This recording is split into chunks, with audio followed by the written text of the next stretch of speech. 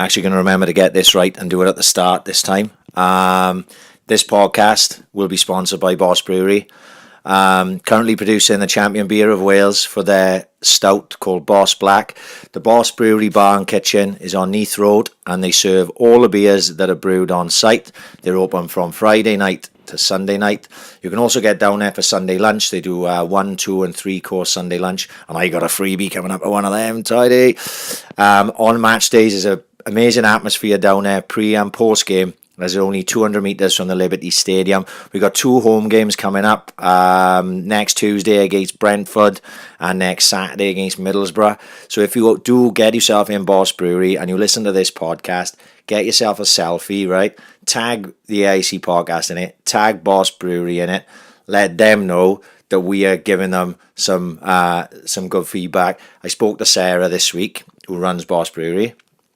And we had a meeting about, I'm going to talk about it tonight in the podcast, about, I know we've talked about this a long time, but the potential of an actual live, AIC live podcast coming from Boss Brewery and soon, right?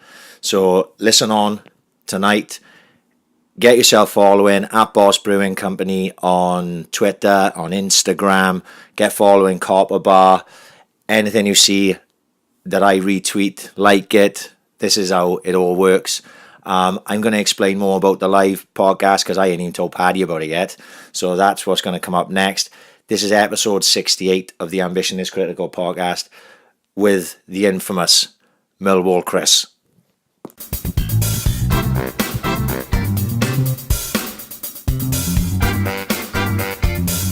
Ambition is critical. Yeah, get into one of them. There's a bottle opener over there. Oh, we done, are we? Yeah, we started. Where did put the bottle opener? It's right in the middle. Got it? Hang on, I'm going to have to hashtag that now. No face, no case. No face, no case. Anyone on Twitter going to see the photo? We've obviously had a blank Millwall Kris's face on. This reminds me of remember the Sunday Sport years ago? Like a dog got accused of raping a little Alsatian got accused of raping a little poodle, and the Sunday Sport blanked his eyes out too. It was fucking great. It's a sorry state of affairs, isn't it? When I can't. Oh, isn't that bad? The king of the paper. No, retired. No, Kris is just going to no comment. No comment. Yeah. That's the last interview. He's going to plead the fifth, isn't he? 100%. It's like that last thing. He'll give me a special warning in a minute and get the answer, so I won't talk. Hang on, who's that? That shows you what I do. What's that like? Fancy it or what? Oh, chin anyway. Nice to fucking have you back, sir. Looking well, boys. Next round will be the actor, keep the ball. Yeah, change the scenery from the last time as well. I can tell I'm back in Swansea. I've got hay fever already. I hadn't had hay fever for 12 months. Drove back into Swansea, I started sneezing. Never. That's because Straight away. you're getting up the smoke. Don't smog fucking nose up. No, asthma attacks all the time, but... Yeah. Asthma attacks all the time, no hay fever. Mate, since you've gone back to London, knife crime has trebled. What's the fucking drill? How was that? Huh? Like that, those things coincide, like, you know what I mean? Everyone's blaming. He's walking around like Jack the Ripper, just stabbing fuck over. Everyone's blaming Sadiq Khan, isn't it? Everyone's blaming it was me. What's happening? I'm buying knives and leaving them everywhere. Why are you back up there? When are you going to come home, mate? It's not even. Do you know what I am missing Swansea a bit? It's genuine though, that I was passing here earlier, I had a fella, so he was coming back past this way, and he'd come on the radio like someone died last night. Mate, I drove past one earlier. I'm working over in Tottenham, and there was someone on the side, all blue tape. Fucking hell. Lewisham? Lewisham's bad, I don't know, that's where I'm from. Fuck, is it really? That's where I'm from. There's a fucking Lewisham, video. There's a video yesterday I seen on Twitter, I think. Just 2 guys having a sword fight in the middle of the road, like Alibaba and the 40 Thieves. They don't give a fuck. What are you doing? We can't have sword fights in the middle of the road. Kids are walking to school. And it's like a scene from a fucking Zorro. The second time, Joe come up to London, I had to go to police station and I had my passport in at Lewisham. Really? She was like, what the fuck's going on here? The stable's bigger than like Swansea's Grand. The what? The stable in the back with all the police horses. It's absolutely massive. Yeah. It's the biggest one in Europe. But that's down Millwall way, isn't it? It's on Lewisham. We drove past it, didn't we? Yeah. I showed you. It's massive. Yeah. Absolutely massive. Really? Yeah. That's the bit, didn't it? Yeah. They're at it all the time. The other mob. Oh, that's not funny. Oh, let them crack on. As long as they don't stab me, they can do what they want. Oh yeah, but mate, that's fucking... But don't you think, right, because you're living in the Birds now, eh? Sort of, isn't it? Yeah, I think It's Pikeys where I live. I think It's what? All Pikeys. Do you see the video? You haven't seen it. No. Do you see the video I put on Facebook yesterday? Which one? Oh, the the kid. Chavi! I No, didn't see that. no, What? You didn't watch it? I saw it. And I got to get around there. I was driving and I He's this little 9-year-old kid. He's like a gypsy, but he's like a Bristol gypsy, if that makes sense. 9, little fat kid. Oh, do you know what? I have seen him. Is he the one talking about tits? That's him, yeah. Ryan all the cheeky cunt said, Paddy looks like you when he was 10. It's happening. Look at the tits on that. I thought he looked like that little kid out of This Is England. Yeah. Tom's Turgus. He's a noncy little cunt, that kid, isn't he? Which one? The one on? That kid on that video. I didn't see it. Yeah, that's not nonce. He's proper. No, he's a nonce case, He's not on about fucking sucking 9-year-old birds fannies. He's fucking genuinely full on going up for a fucking Instagram model. Ooh, look at that, me Chavi. He loves it. He's got predator tendencies, isn't he? Oh, mate, he's definitely a serial killer when he's 20. This is now 60 episodes we've done since 60? you've come on. That's mental. You were episode 8, right? And obviously this is episode 68. So that seems... Fuck, it's like a year, like. Was way over a year. Yeah. It's gone quick though, hasn't it? It have gone quick. It's like a lot of... I actually listened back to that podcast today. Well, an hour and a half of it. Yeah. Just to see what it was like. You know what I mean? It's like taking a step back in time, like... You know, and then you can just hear us getting me and him getting fucking wrecked. Oh, do you know what, right? It gets to like 2 hours 53 or something, right? And you watch about hour 40. Right, he asked me a question. And then I'll just go like, bollocks. And then you said something else, and then you and I'm going, and I was like, fuck off. Like, we were mangled, weren't we? That was a Friday as well, wasn't it? That was a Friday, yeah, because it's fucking coming back. Fuck me. The thing was, right, what come from that podcast, right? And actually, the first one obviously was the nonce thing, right?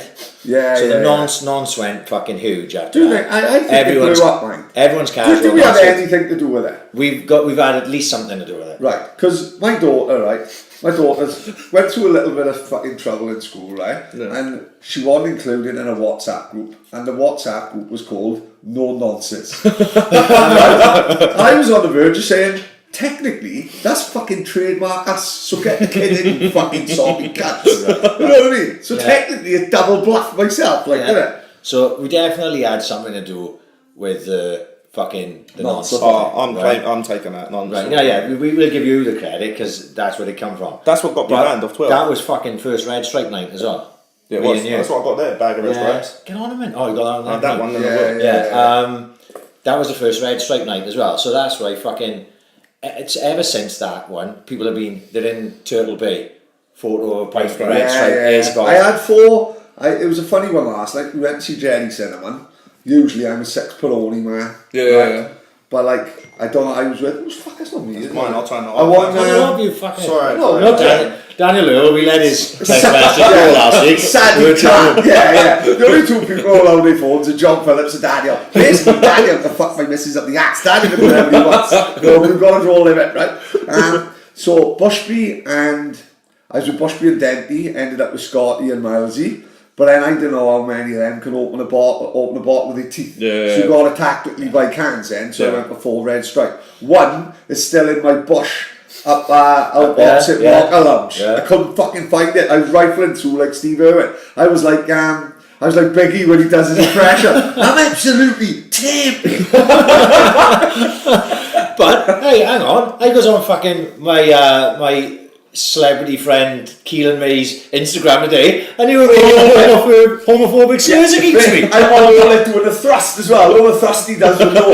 He's the only right. Have you ever been in the warehouse in the winter? It's fucking ice cold. Chris Ware got me. It's freezing. Keelan's wearing hot pants. Yeah, Chris Ware talks it up as all we likes it rough and ready. Bollocks, he's too tight to put heaters in it. Keelan May is there in the skimpiest pair of Adidas shorts ever, and he thrusts it. He gives me a hard on something, doesn't he? He thrusted and thrusted. Fucking scary. There's Keelan May now doing his old vlog like this with Paddy and Bushby. Oh, what's happened? He starts calling me a faggot then. I do Ryan, kill Ryan. You've got this hostility will not stand. I can't be accepting that. It's 6 o'clock in the morning when I'm seeing this. I'm only there for Keelan's thrusting. We're only there for Keelan's fucking that. Yeah, fuck clap. He struggled today, I bet. He was right on the last night. Was it? Oh, it was a crack. Was it good?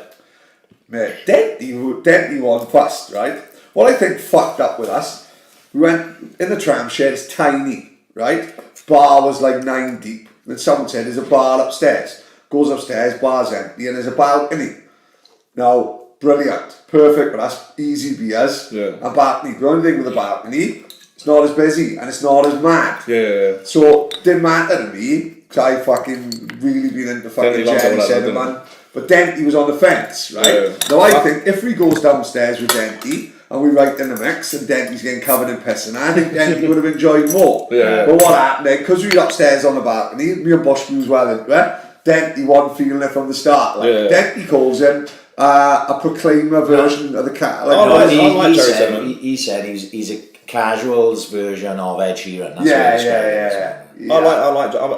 I was meant to go see him in London about 2 weeks ago, but I had to sell my tickets. Right. Part of the missus staying with me since the other end. Really? I'm on house arrest. Oh, no way. So I had to give the tickets She thinks you're going to be like... I had to sell those bollocks. She thinks she's worried. She thinks you're going to be like Brian Telsley from Cardi and the Gail's husband when he got stabbed in the lane. Honestly, massive in the day. I was going to buy Brie and Moretti's earlier and she was like, no. I walked back in the shop, I was like, I'll get red stripe. Oh, yeah. Oh, it was like she's testing the volume of alcohol. I can't drink Brie and Moretti. No, that's paper. This is what I'm getting at.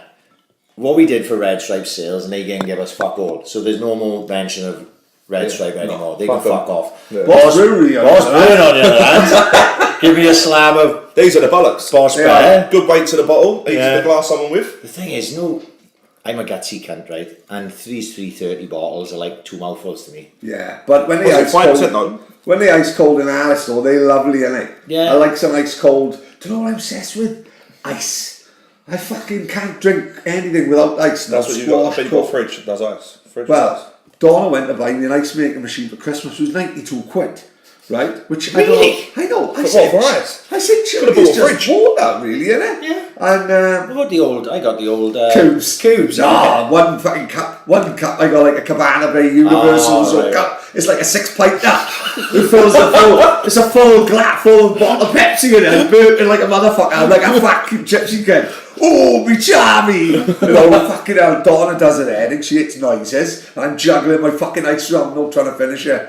And lately I can't have a drink without ice, like fucking murder. It's a bad habit, because when I was in the Continental Cafe the other day having a fucking full Monty breakfast, and I said to the Polish girl, can I have a glass with ice? She looked at me fucking dull. Knows if I was in a casino in Monte Carlo. She's like, what the fuck? There's 2 traps on the table next to it. I got me Westy and Diet. No, he wants his coffee shaken not stirred, like, you know what I mean? But yeah, mate, great to have you back. This is episode 68. Fucking, like you say, where the fuck is the fucking time gone? It took off.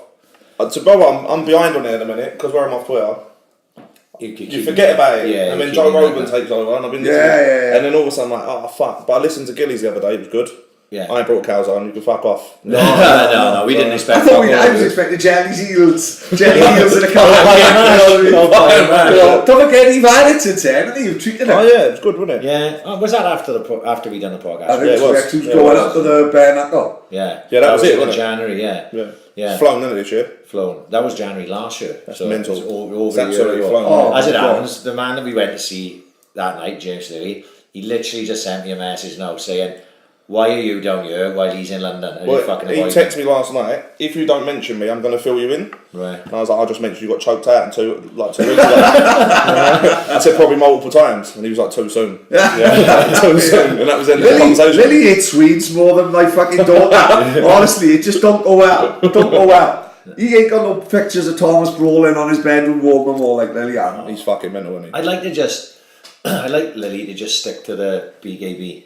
Do you know what I mean? If I'm honest, I was thinking about it today. Like the MMA thing, it's like I know he's trained in MMA, but it's obviously the ground game with James. They jump in, people are jumping on that, and I just with the BKB, I think it's perfect for him. And I don't know what the politics is behind the fact that he hasn't had a fight for such a while now. Yeah. I thought 3 wins. Fucking hell, you know what I mean? He's got to be looking at getting one of the bigger names to fight for the title, but I don't know. Maybe that's something. No, but he'll do well with that. But then there's not. I was going to say decent boxers. Lily's good, but you've got like Tyler Goodjohn jumping on it. People like now, and I think professional boxers are now going to look at it and think, I'm getting $6,000 for a Southern area title. Yeah. I can go beat up some pike who ain't got a clue for $3,000 and smash it to pieces in 10 seconds. Do you know what I mean? Do you know what I mean? So I think they're just going to start moving to that, and it's picking up pace. It's getting busier, and all Enzo's promoting it every week now. Enzo likes a trip, doesn't he? Could you imagine someone like Enzo though eating you and being a knuckle? No, thank you. They shouldn't even be allowed, should it? Like I watched a video today, like they'll just kill you, wouldn't they? BKB's like greatest hits, like it's big heady knockouts, mate. Yeah. And them like big it's brutal when you're there. Fucking hell. Yeah. It's bad, isn't it? Yeah. Lily just body shots him. Yeah. So then, The geezer's face last time was like, just hit me in the face and I'll go over you, cunt. Yeah. You hit me in the body for £3 Just chin me. You can see the geezer's face in saying chin me. But that's how I think. That's how I think you do get involved in the MMA and everything, because you do generally like a fight. Yeah, like you don't want it over quick. Like he's one of them old fashioned like if fucking Lily was around in the fucking 1600s now, he'd be in the Coliseum, wouldn't he? With Oliver Reed fucking.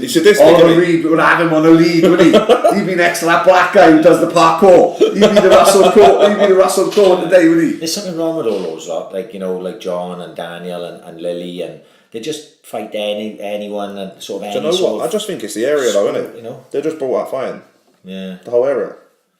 They don't know any different. I think Lily gets bored, doesn't he? Unless he's fighting. I enjoyed football. I enjoy football, so I don't need to be. That's what it is up there, isn't it? It's either football or fight. Yeah.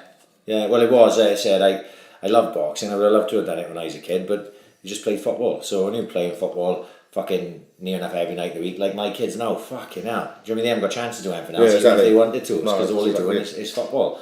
So I have tried to get them to do a bit of boxing, but they're not interested at all. I asked Carter and he started crying. Was he? They like literally started crying. Really? But then Frankie was like, I want to fight. Yeah, I can imagine. imagine. So that's like, do you know, just kids. When he's 30, he'd probably be gutted, like if you're going to get into boxing at 9, 10, it's probably the age to get into it. Like 100%. Like, I don't think it would do you any harm. I think everyone should I got pads in the house. Boys, just let me take you on a pad just to give you an idea of what to do. But they get together and then they can't stop fucking around. Like, honestly, they laugh at each other. Yeah, next thing Kian fucking kung fu kicks me in the shoulder and it just fucking ends up going off. And I guess a tantrum because I'm trying to take it serious. I throws the pads down and storms upstairs, But I think every kid should. How handy would it be if you knew how to throw a 1-2? Yeah, that's all it is. When your teacher's telling you to do your own work, you just send one down the pipe. You always get these little cunts. We all sort of went through it as kids. You come up against someone and they fucking bigger than you or this and that, and you think. Like now I look back and I think, oh fuck. Like I wish I'd have known a 1-2 when I was fucking 10, 11. Because I'd just been dropping it on fucking everyone. Like, 100%. And fucking. You just want them to look. You don't want them to be a bully. No. You just want them to be able to look after themselves. But that's boy and girl. That's boys and girls, man. Yeah, it would be handy. I always fucking like to take try to get Tilly to go down with Dylan or something like that on the plans. Like she's wary about fucking making a mistake. I'm like, who gives a fucking mistake? Dylan don't give a fuck as long as he has 10. That's the thing is, like, you try and bring up your kids the right way. Yeah. But like because of it, Carter's double soft. Whereas I grew up in a shit estate. Yeah. He doesn't even play out. I mean, but his age I was feral. But now what worries me is he's getting to the age when he's going to start going out with his mates. Now I know if a kid punches him in the face in the park, he will not do anything back. Yeah. He will just start crying. And that terrifies me because someone's that innocent, do you know what I mean, to take their innocence away because they've got an hiding because they're not that way inclined. Yeah. Because of the way we grew up more streetwise. The world is, no? Do you know what I mean? I don't think it's the same world anymore. When I was a kid, you went out to play football. When the lights come on, you knew it was time to come on. So it was a lamp shot, and that was it. Yeah. And then you play football every day down the park. Yeah. Don't think social media and that's helped at all, is it really? No, fuck. They want to play Fortnite and stuff like shit, innit? But like every fucker moans about it, but nothing really is gonna get done, is it? It's gonna get worse. It's gonna get worse. Like it's gonna be in a minute chips in your arm and fucking chips in your fucking brain. Big brother, years. I'm not for any of that. They can fuck off with all that bullshit. We might not have a chance. Like in London now, you use your bank card for everything now. Yeah. But even like travel, because it's contactless. They're just monitoring where you're going. Yeah. Every time you swipe in a shop, he was there. Right? Tell them what it was like in London. Yeah. That's what it is. I'm fucking old school, right? I haven't got a contactless card, right? Everyone's flying through, going contactless. I got a queue every You can't 5 do minutes. fuck all. Fuck that, mate. He was double clicking like fuck me. Yeah, I was running put your through. hand over the thing, Yeah, just run through. That's I was all. getting my fucking love handles caught every time he was double clicking. One time I had to do a parkour over there. Remember that black fucking railway conductor? He was chasing me down the road, really. He couldn't get his thing. I was on the fucking subway flicking him. When I went to Birmingham the other fucking week, right, we goes into the Resorts World Arena and I orders, it goes up now and it's fucking big queue. There's like a 10, 15 minute fucking wait. I'm like, right, I'm getting enough beers so I don't have to come back. Yeah. You know what I mean? So they were doing these 2-pint plastic glasses. So I thought, right, I'll have two 2-pint glasses, innit? You know what I mean? Yeah. So I think it worked out. If we bought 2 of them, it was $12.50 or something, right? Which is fucking steep enough on its own, right? But I thought, fuck it. So I ordered 2 of them. Tina wanted 2 little bottles of wine. I thought, right, I ordered that. It comes to about 40 quid, right? It was Right, easy. So I'm obviously I'm a fucking cash business. So I just pulled out my fucking wedge out the pocket. When I was to pay, he looked at me like I had fucking 3 heads. Right. Because you can't pay with cash here. I said, Yeah, what fucking hell? What do you want me to do? Give you a fucking chew? Yeah. You know, he said, oh no, it's card only in all of these in here. Yeah, it's I mental. said, fuck. Right, so thank fuck my missus had a card on her. Because otherwise I'd be standing like a fucking prick. That's the way it's going in London. Everything's card only. It used to be no cards. It used to be no card cash only. Now everyone wants to pay the tax on it. They must do because. Oh well, I'm name and shame, man. This little fucking shop in the shop opposite St Joseph's. Yeah. I went in there Sunday morning. I like squat X and have a brekkie, right? One by Huh? one win. Opposite the Bromel. Yeah. Goes in there, buys a paper. £1 for a fucking Sunday mirror on a Sunday, which I'll just about bear with because I can't go out having a break on my own without the paper staring at the wall. Yeah. Right? You know, like I charge me 50 pence charge. That's 150 with card. I had this I went, maybe in it. pardon? He said it's 150 with card. I'll do his accent. 150 with card, my friend. You I said, bastard. you're having a fucking laugh. That's banned. That's illegal. No, only for papers. Only for papers? Making this fucking slippery as you go along. You know what you'll do then? Just pick up a multi-pack of the fucking crisps that he's selling singly. Yeah. There we are. Cunt. I said, no, that 50 pence charge of God, my friend. And he went on, so imagine all your biddies and junkies at Griffiths John. That's illegal. Oh, I've been doing it for about fucking 3 months. Go back and look, cash back. They always do 70 quid. Every time. There's a savings account. Every time she gets electricity, it costs me 50p on top. No way. I didn't know that. Yeah, it's illegal. Do you know, I've never had to go and get electricity in my life. Well, last week with Daniel Lewell, I had to check, see if we had enough. Yeah, he just jumped up. We lose it all, emergency. He just jumped up and went, what the fuck's he doing? Hang on, I gotta check if we got electric. I thought, fucking hell, we wouldn't be sitting there in the fucking dark. All tell his mates over once for sleepover. We ran out of electric for the morning. No one give a fuck. It was pitch black. It was all tapping and the internet went off. It was fucking mayhem. It was an absolute fucking riots. You know what I mean? Fucking hell. Do you want some Swans rumours? Do you want to get this out of the way? Yeah, I don't really want to talk yeah. about Swans. There's not a lot going on. But I heard a rumour. This is Ryan's rumours. I haven't had one of these for a while. Right, go on. Right, you're going to like this. We'll talk about the redundancies now. But I got this message sent to me, right? I'm just going to read the message, right, because they do a better job than me. Just being told, I won't say who it's from, but it's not from where it usually comes from. Right, okay. Just being told Swans Academy are dropping from Cat 1 to Cat 3 next year, which means the Academy will drop out of the Prem 2 with the under-23s. So that's out of playing against the Big boys, yeah. right, yeah. 1 coach per age group, all part-time coaches. Plus they won't have to have any academy teams below the age of 12. They're also looking to sell Fairwood back to the uni, and the first team will take back over Landor. The kids will all end up playing back at the Elba or Landarcy again. The reason they are dropping down is Cat 1 you have to invest $7 million a year into the academy and academy players. Yeah. Cat 3 is 500,000. That's $6.5 million. You can see why they're doing that, innit? Yeah. Do you know what saving Yeah, but you get Daniel James or someone out of your academies, do you know what I mean? And then it Yeah, pays for itself. and then pays, do you know what I mean? yeah. That's Yeah. paid That's- for that year. That was sent to me last Sunday, and then obviously there's a lot else. Obviously last week the redundancies thing sort of came out just before as we were just talking about to start. So we did talk about it a little bit. Excuse me, fucking hell. They're gassy, aren't they? That's I've been sitting here trying not to burp on the mic. Don't worry, I was listening back to the podcast, the one that we done the last time. I burped about 10 times. I'm like fucking Barney from The Simpsons. But yeah, that all sort of happened with the redundancies thing. And don't get me wrong, right? If you're trying to cost cut, I can understand, but it don't bode well, for anyone, does it? Like today now has come out Alan Curtis had been said that it offered a redundancy. Is this right? Yeah, this is true. Yeah, it's true. Yeah, and a couple of partners, coaches, that can't be true. I don't know. What I'm saying is, you can't cut someone's staff and kick the manager. Let's just say. So the academy staff, right? I'll take on board, right? It's happened. We've seen a letter. I know a few people who were in the academy, and I've seen the letter so I've seen that 100%. Like my missus says, don't believe nothing what you hear and only half what you see. But I've seen this with my own eyes, so that's fucking true. That is. Surely, Porter must not be sitting there and his fucking number 2 is phoning up saying, seen the letter I've had, no, do you want to take redundancy? If you're the manager, you've got to kick off, ain't you? Yeah. If I work with you and I say I've got you a job, right, I'm moving, but don't worry, you're coming with me. Yeah. Then you come with me, and 6 months later they go, listen, you got to go. Yeah. You're going to go, I had a stable job. Yeah. I walked out for you. Yeah. And now you're telling me I'm getting sacked. You're having a fucking laugh. Yeah. I ain't going Apparently nowhere. it's voluntary. It is voluntary. Yeah. If you read that, But that's the start, though, that's the start, right? The manager don't want to be there anyway, does he? The Kurt thing Fuck is that. No. The Kurt thing is true, right? And I can see Kurt just go, fuck this. You know what I mean? He's was he mid to late 60s? Yeah. And he's just going to go, fuck it. If they're going to give me a Time wage, didn't it? time we've got to come. And then eventually. Kurt when can get a Potter job leaves- with Swans TV, surely, you know what I mean? Well, no, this is the thing. Potter leaves, he'll get a job again. What's Yeah. the next thing to go? Swans TV?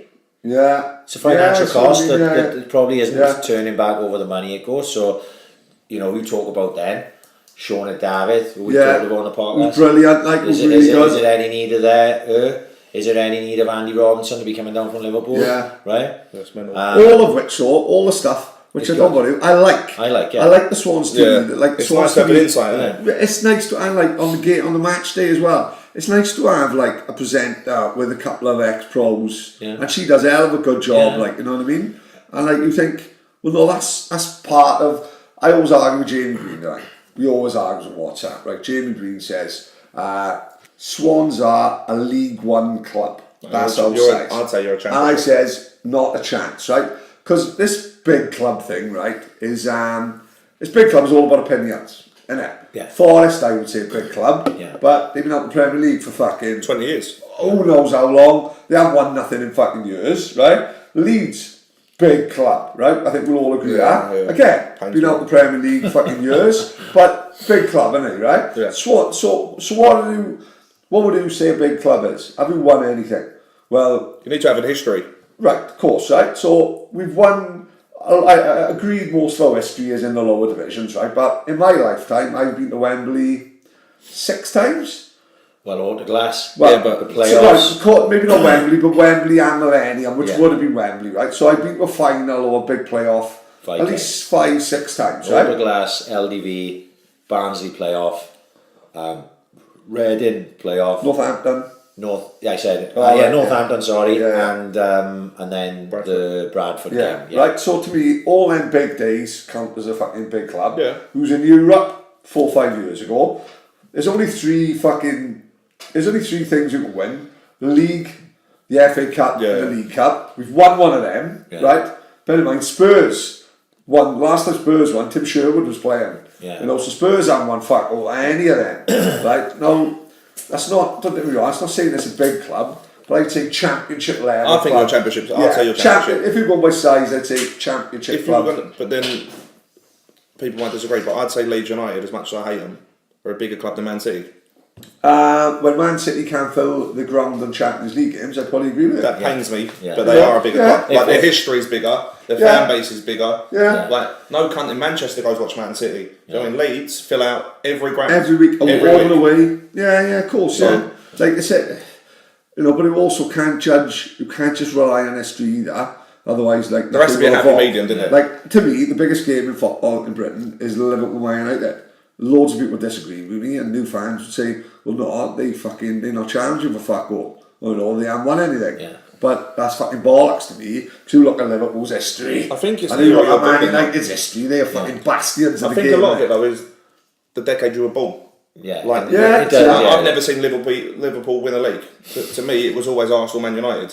Thierry Henry, Dennis Bergkamp, and then it was the Man United teams. That to me was the 1999 Man United team and Arsenal. That was me growing up, and I always look at Arsenal, but now Arsenal. Whereas to me, it was fucking 86 Liverpool. Like, Yeah, this is what I mean. I think it's when you're born. You know what I mean? Yeah. I think, but then my dad would always say Liverpool were a massive club. Yeah. Like they would, but then Man United never looked like they were going to win fuck all now for the next 10 Yeah, years. yeah, But they were always that club for me. Yeah, So I yeah. think it swings and roundabouts. I understand what you're saying. We are a championship club, I would say.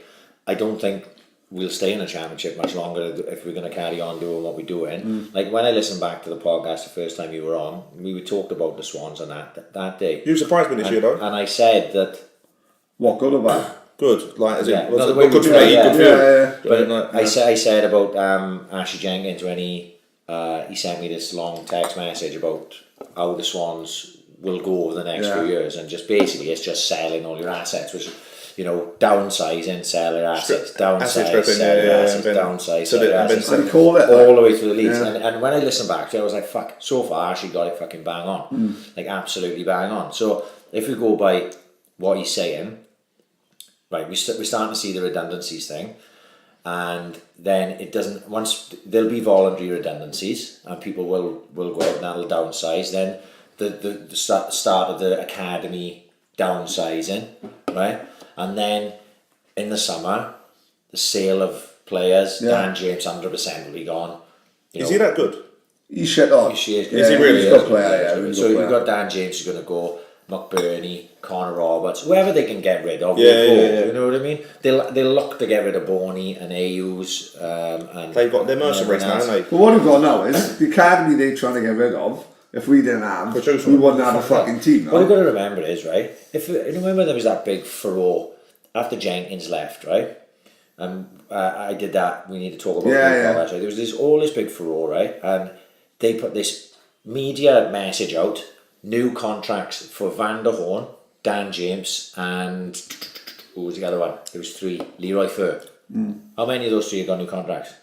None at the minute. Right. So I looked at that immediately and went, that's to appease the fans. That's to try and stop. Fake news, isn't it? It's just fake news. You know, Trump was love it on you, wouldn't he? Give a rumour. Rack with loading, we've got China. Yeah. It's going to be great.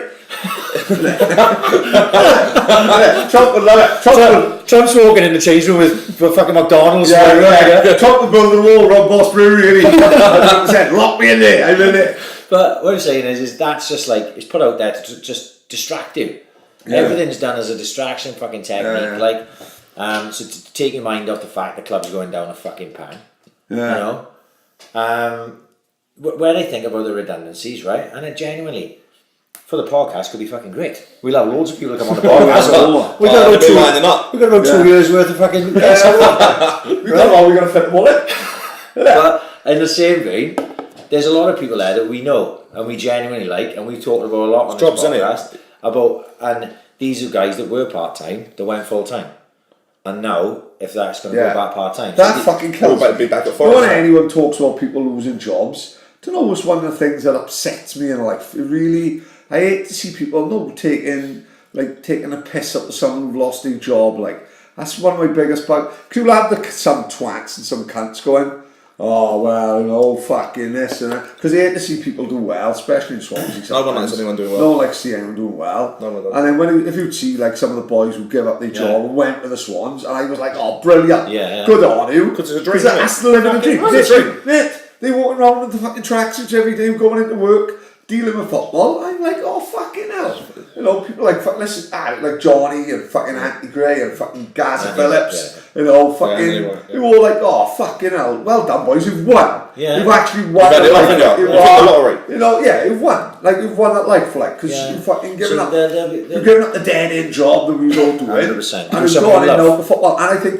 they will appreciate it more. They will love it even more than some who just come up through the ranks and only know football. All these boys that have been a fucking postman and being fucking this They and appreciate being it a that, bit more. and they're there, and they're going into work every day with a smile on their face, probably got so much energy, probably do more work than their wages fucking, probably do more work than the wages they get paid deserve, simply because, what are they going to do? What are they going to do 10 hours extra a week? I don't give a fuck. They're enjoying it. They want to be there. You know what I mean? I don't give a fuck. I could work 20 hours. I get paid 60 hours a week. I'm doing 80. Who gives a fuck? I'm travelling up to fucking. I'm travelling up to Millwall to fucking to look at Liverpool's academy. Fuck mate, shoot me now. I'm living a dream. Exactly. The only thing about the academy downsides, and I can understand it, is it doesn't really matter because you'll produce these players and the big clubs pick them up anyway.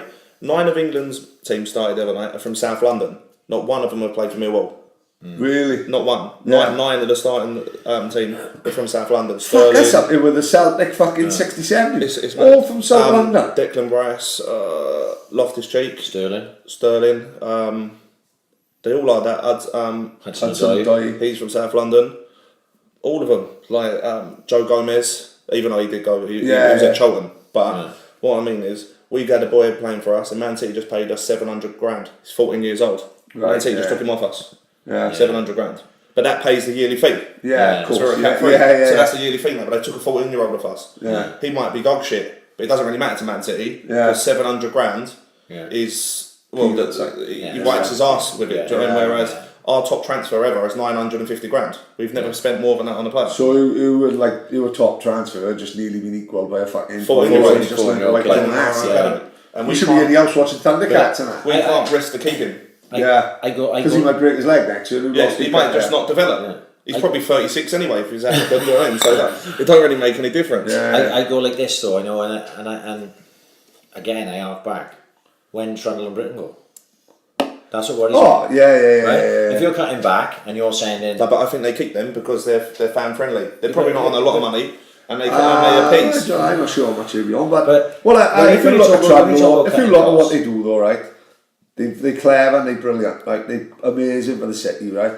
Every week, Trundle and Britain, 3 nights a week, they go on training. They probably this is overtime. This is what I mean. They go training with them all, and the Saints and Birch Grove and Sampfields. Yeah. Now, if you were club ambassador, that's not who will roll to go fucking training with. They're going above and beyond. Nights. But you know what? Trundle and Britain, they do it anyway, simply because it's the extra mile, isn't it? Yeah. People see that and go. Every day Trundle is doing something with disabled people. Going up Christmas Day, he's going up to the fucking children's ward, giving out fucking presents. There's no amount of money that they get paid would be enough for the stuff that Trundle that's exactly it. You know what I mean? As you said, no of them who got fucking... If they got sacked, there'd be murders. Yeah, there'd be like the Brexit march on Wine Street. There'd be fucking murders. But if they got sacked, there'd be a riot. If above some of the coaches you mentioned from the academy got sacked, half the people that go to the Swans wouldn't even know who they were. Totally. So then it wouldn't be... So we only know who's behind the scenes that no one really knows about. At what point do we get to where they do look at that? So that's what I'm trying to say. I'm not saying Trundle and Britain are going to get sacked tomorrow or offer a redundancy letter. But if we're talking about this, where you're on about like cutting the academy, getting rid of all this staff, and then there's going to be a point where they are in excess. Do you know what I mean? Where they are like, do we really need to be giving them 40 grand a year? You know, each. I'm not saying that's what they're on. No. But there's going to come a point, if it gets that bad, there's going to come a point. I think it's a long way down the road though. I wouldn't worry too much about that at the minute, like immediately. You're downsizing, but you're not in dire straits. You're not. Fucking hell, mate. I don't know, mate. I don't know, but I tell you what I need to get rid of. That cunt who went to took the memorial for Salas up in Cardiff. Ban that little nonce straight away. We're not talking about a 16-year-old boy. I will not have that. I wouldn't even have his name mentioned. No. He's 16. He's completely off our radar. Yeah. No, there's no way. I'm 41-year-old man. There's no way I'm talking about fucking 16-year-old boy, for fuck's sake. That is below even the depths that I go. I'll quote on fucking week in, week out. But I ain't abusing 16-year-old kids. If people want to do that, someone's going to clip that. That's going to be edited. That last sentence you just said. What did I say? I'm not saying it because they're going to clip mine. All right. No, I know what you mean. But yeah, like, he's a little attention seeker. We try not as best to talk about it. But like where that's what I'm getting at. Where's it end? I'm looking at it. Where does it end? Like, you know, that's what the fucking concern. This Ollie McBurney thing. He's done me a massive. He'll go favour, Rangers. right? No. He'll go Rangers. Yes, that's set in stone. And do you know what? You'll be a legend. Yeah. You know, we'd be up there like with fucking Roddy Wallace. Do you know what? He's one of them players though. If he went to Rangers, you wouldn't begrudge him it. No. Do you know what I mean? No, fuck, that's what living the dream. Yeah. Go and play for the club. If he can go to Rangers in 20 grand a week, and he be in his fucking hell. What I'm getting at is he's missed like 3 games for the Swans because he had a poorly belly. He played like that. He blamed on me last night. When he goes to a gig in Cardiff, you've got to go to Chippy Lane and have chicken caddy off and go with chips. Like, Denty argued with the guy behind the counter. He went, chicken caddy off the bone. And Denty made me explain what bone he cut it off. I'm like, this fucking guy, this idiot goes, what are you fucking on about? Then he's Michelin star though, isn't he? Then he looked and it was 2-star. He was fucking furious. He reckons to me on the fucking Danny all day shitting his fucking liver up. You know what I mean? 2-star, who gives a fuck? Who goes in the window and has a look at numbers? Yeah. The only number I want to know is chicken curry off the bone, 295. That's the only number I know. 295. That's all that matters to me. But, you know, I can see, you know, I don't know. I'm just fucking, my head's in the shed about it all, you know, and it is bleak, but you're enjoying the championship. But the McBurney thing is what I was going to say. Like, he didn't play 3 games. He's doing me a massive favour. I'm going to end up coming on top in this bet if it carries on. Yeah, was he only 2? No, 4. Ryan's adamant about the fucking cup games, like, you know. No, look, the bet was the rules is the rules. No, I didn't bet no cup games. That's the way. To be fair, and Josh has said that. It's 4 goals. There's a lot of goals in the championship with what's left. Is it 4? I don't know. Yeah, he's on 16 now, isn't he? So 4, yeah. And he's missing games. You know what I mean? Is he injured? Well, he said he had a bad belly. No, I won't do it. He's got Delhi belly, but not India. Delhi Street in St Thomas. Tell him the story. It's ridiculous. I don't even know. He hasn't played for 3 games. Well, he's had illness, and then he went away with the Scotland team. He played Kazakhstan and played. See the shit he had. Oh, they was calling him all sorts of jerseys and stuff. He's going to go, isn't he? Yeah. Yeah, that's bullshit, right, isn't it? I heard something that I'm not going to say what else I heard. He likes a bit of that. Booze. Yeah, he likes a pint, like. But I don't know if that's got anything. Scottish, right? Of course he does. He's not Scottish, from Leeds. He must be Scottish. He's he is from the famous Scottish heartland of Wakefield. With Shannon Matthews. Yeah. How would have all doing anyway? Oh, I don't really want to talk about it. We're horrific. We're the worst team in the league to watch. Really? We made Bolton look like Brazil the other day. Oh, Bolton. They're bad, aren't they? Bolton, what? Do you know what it is with Millwall? If we have to play cup games, we're probably one of the best teams in the country. And a one-off, big crowd and stuff. But we just play percentage football. I want our manager to leave. I don't want him there anymore. We just punt it. Our tactic is give it to a centre half, hit our target man, hope we win the knockdown, and hopefully we score. Or get a corner because we score our goals from corners. And we've been worked out. The championship is hard. We don't spend no money. Yeah. But you actually do well to stay in every year, mate. Yeah, but the Brentford manager just said the other week, he went, the way to play Millwall is play up the pitch. He said because they can win their knockdowns on the halfway line. He said it's when they start winning them on the edge of your box it's a problem. So just keep a high line because they don't play nothing in behind. Nice one, prick. Tell everyone that. Yeah, just some battleship. Fucking wannabe London cunt. I would rather get relegated playing attractive football or trying to play football. Or get relegated and be within like Sunderland. Sunderland got relegated and they actually had a great season now, isn't it? The next series of Sunderland till I die, it's got to be wicked, isn't it? The last one was sad, wasn't it? Yeah, I was fucking crying. I liked fuck Afterlife. That fucking was more Oh, don't say that now, Afterlife. I still had even Chris liked Afterlife. Oh, shut. Was you crying and everything? No. I don't cry. Yeah, I admit. Yeah, fucking crying nonsense. I went to Mrs. Turn that light off. When you're sitting there watching it, I was like, turn that light off, I saw it in my eyes. There's no way I'm crying. Have you not seen it? I don't know, I'm a binge at them all, or sing some of the game. Yeah, you have to, I watched it all in one, and I think it was better for that. You know one of the reasons why you're here? Go on. This was supposed to be a Swansea League Penlan special. Oh, right. We fannied it. Go on. You talk. Six had Penlan last week. Massive game. Cup. Whoever wins that, I think wins the cup. Like, no looking at the disrespect. See, well, I like the press. Going out two good sides, like in fact, they could turn anyone over on a fucking day. Locally, stop being so fucking nice, Pad. Just go. We beat the fuck out of the two of them. We was in the final, mate, right? Yeah. And so we had this young ref, English boy, student, has an FA badge. Like, I know one, everyone says, like, people say, who was reffing? How the fuck do I know? Yeah, Same as, like, in fucking the Premier League, who was reffing?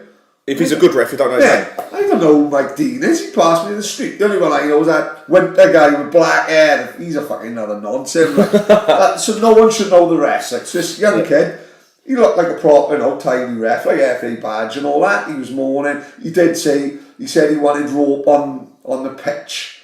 So no fans get on the pitch. Yeah. And let's be honest, we played Penlan the other week, we had rope on the pitch and everyone was on the pitch anyway. It's been a new it, for fuck's sake. 3 things are guaranteed in the new. You're going to have some fucker riding a bike, right? A motorbike. Yeah, guaranteed. I'm going to have a Pastiana cheeseburger and a can San Pellegrino and everyone's going to be on the pitch. It's fucking human nature. Niall played there last Saturday morning. I was walking in a change room. I could smell the weed, right, from about 150 feet. No way. Oh yeah, there was just 3 boys just outside the change room smoking a fucking joint. Oh, was it? Yeah. It's the coldest place on earth. There's nowhere colder. So 5 minutes goes. Ross Lynch, Dale Orton, 2 big players, 2 good players. Yeah. Always going to happen. Didn't think it would happen this soon.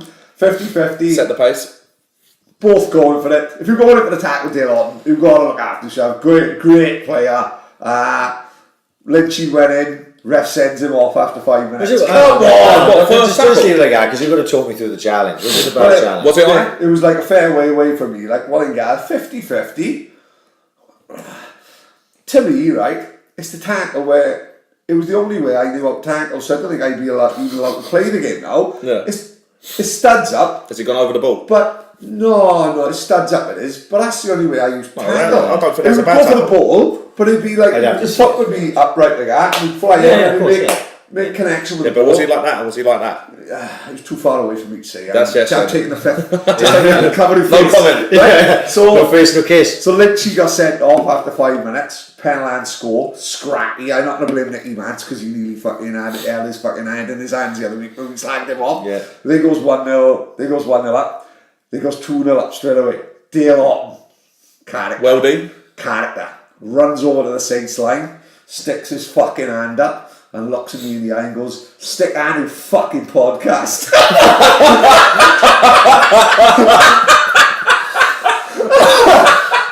I just started getting messages like, you want me to go Dale Orton just done? That's why he's looking around saying, that's class. did he just say shove out a new podcast? The best thing, you know for the fact that he doesn't even know what a podcast is. Right? Because you can't get a podcast on his Alcatel. No, you know what I mean? You know what I mean? Someone's just worded him up before the game. Like. But you know what? I love Dale Orton, right? I love the 2 Ortons. He's a player, isn't he? They're both players. Liam, right? Liam's time wasting up in Newark, chucking the ball away. No, as if he's in the San Siro. He don't give a fuck, right? But the 2 players, nobody can sign them for the Saints. Oh my God. The best thing about it, don't get my goat up, don't get me wrong. We were nothing but nice about Liam and Dale Orton. Yeah, always. Right? Yeah, we were always nice. When we done the podcast after Saints beat Penlan the other week, right? We were very fucking respectful. I thought it's not like we took the fucking piss or nothing. I said, I was there that day, I watched the game, I said, I really rate Dale as a player. Every time I've seen Dale, he's mastered, isn't he? Yeah, the 2 of them. I tell you what, Dale in, Jack Price went up the Penlan club in the night. Who do I get a phone call off? Jack and Dale Orton. Dale Orton's on the phone. Paddy, mate, who knows I was only Norblin, who I loves you. And I said, Dale, you're a fucking great boy. When are you coming down to us? Do you know what? Green, we'd love to see you in green. Do you know why? Because it'd go well with your teeth. He was loving it, mate. He was in the Penlan club loving it. But no fairness, he was talking on the phone. He's a fucking good boy, mate. On the pitch, he's crackers. Off the pitch, he's a fucking great boy. So last Saturday, I was in the house. And he messaged me, and we were talking about something else, and then he said about what had happened, and I'd had a couple of messages of other people saying that Dale had shot with stick out new fucking podcast, and then I was between us, I can't remember who mentioned, she was like, we should get Bonesy and Krabby on the podcast. 100%. Right? God, when I Swansea special, now is the time. Now is the time, because it's easy to get someone on a podcast when you've won. But the way to do it is when you've lost. Right, this is how, no one can accuse me of being anything. The other day, right, we beat them all, the second team beat them all 8-2, right? Now I'm in charge of the Saints Twitter, me and Ashley Davis. And Ashley will retweet stuff about defibrillators and all that, but then on Saturday I'll put the result up like. Yeah. I will never ever put, if we lose 2-0, I'll never ever put, we lost 2-0 because the ref was shit. Yeah, of course. If we win, or if we lose, all I'll put is the scorers. Sometimes he wants to put something up if you got ripped off, but I will bite my tongue and he'll just put the scores. So if we win, I'll put the scores and the scorers. If we lose, I'll put the scores and scorers. The other day, we beat them all 8-2, right? Crowley was playing. Crow had a great game, Ryan Crow. Right. Next to see him out the riding after he got stitched up with the Cardiff songs. Right. He's not having nonce. So he was like, yeah, a good game, it was happens, but we beat them 8-2. Don't know when that night, as I was putting the results up, I thought, don't know what, I won't put this result up, just out of a bit of respect. Like, and then deep down I thought, let's be honest, would Mitchell James know what do that? Would they? Fuck they just shoved it all over it. Right? They just shoved it all over it. You know what? Out of respect, I ain't going to put the 8-2. Fuck it. Do you know what you're going to have now? Do you know what you're going to have now? Every time you lose a game, if anyone listens to this podcast, they're going to go, stick that in your fucking podcast. It's going to be hashtag, stick, Monsters 3, Saints 1, scorers.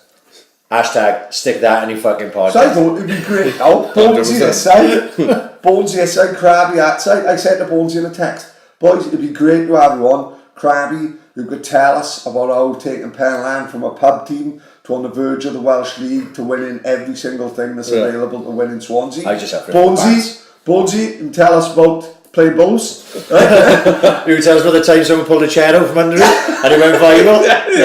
But it would have been a good laugh. But apparently they couldn't fucking make it Wednesday, so who's got it then? We will have them on it. Maybe we'll bottle it. Huh? Bottle it. I don't know. When they wins the league, maybe they come on. Swansea League special. You know, we'll all be drinking. Since then, Boss beers out of the fucking trophy. Since then, Bonesy have had a heart attack and cut his finger off. So fucking everyone else just go right my head. He probably have a stroke and fucking have his leg amputated. So I don't know when we want to get him in sooner rather than later. Yeah, there's not much time left for fucking old Bones. No, they'll be on in a couple of weeks, I think. I hope, anyway. I think Crabby might be a little bit. Bonesy don't give a fuck. I just felt the timing was right. I thought the timing was fucking perfect. Yeah. I was going to be like Switzerland. I was going to represent Roxburgh. And I was just going to be in the centre here between them and Paddy. You know, Saints and Penlan. Mexican it would have been a Swansea League special. I think it will happen. When they win the league, we'll begrudgingly have him over here. It's passionate, isn't it? That's one thing I miss. Yeah, is the Saturday League football. Yeah, I miss it. I used to like going to watch West End and Penlan and just watch everyone kill each other. So I mean, over a fucking mental. You go there, you get a bigger crowd than Millwall. Huh? You get a bigger crowd. With Swab's Cup. It just makes normal people go irrational. It is. It's passionate, isn't it? You don't have that in London. Not like the way it is here. Is it so big? Probably one of the things about Swansea is the fact that every fucker knows each other. So we'll have art and fucking. It's more personal, isn't it? Well, and Bonesy will go on Facebook on a Saturday night. Is everyone going to give us a game? You know, whereas in London, no fucking knows what they're playing, isn't it? Don't get me wrong. Like, I don't think there's anything as bad advertising. So when Dale showed him, stick our new podcast up in the new, we've made it. We've made it. I pulled that up. I pulled up the poster and everything. Half time, like saying Boss Brewery underneath it. You know what I mean? What it is, Dean Davis bought fucking pyros 2 weeks ago. We fucking haven't one since. Gentlemen, we set it off in the toilets in the Morris. John went fucking mental. He kicked right off. No, like 60-year-old guy come in to watch a fucking soccer Saturday. Come in for the piss. There's fucking green smoke everywhere. Honestly, he went fucking mad.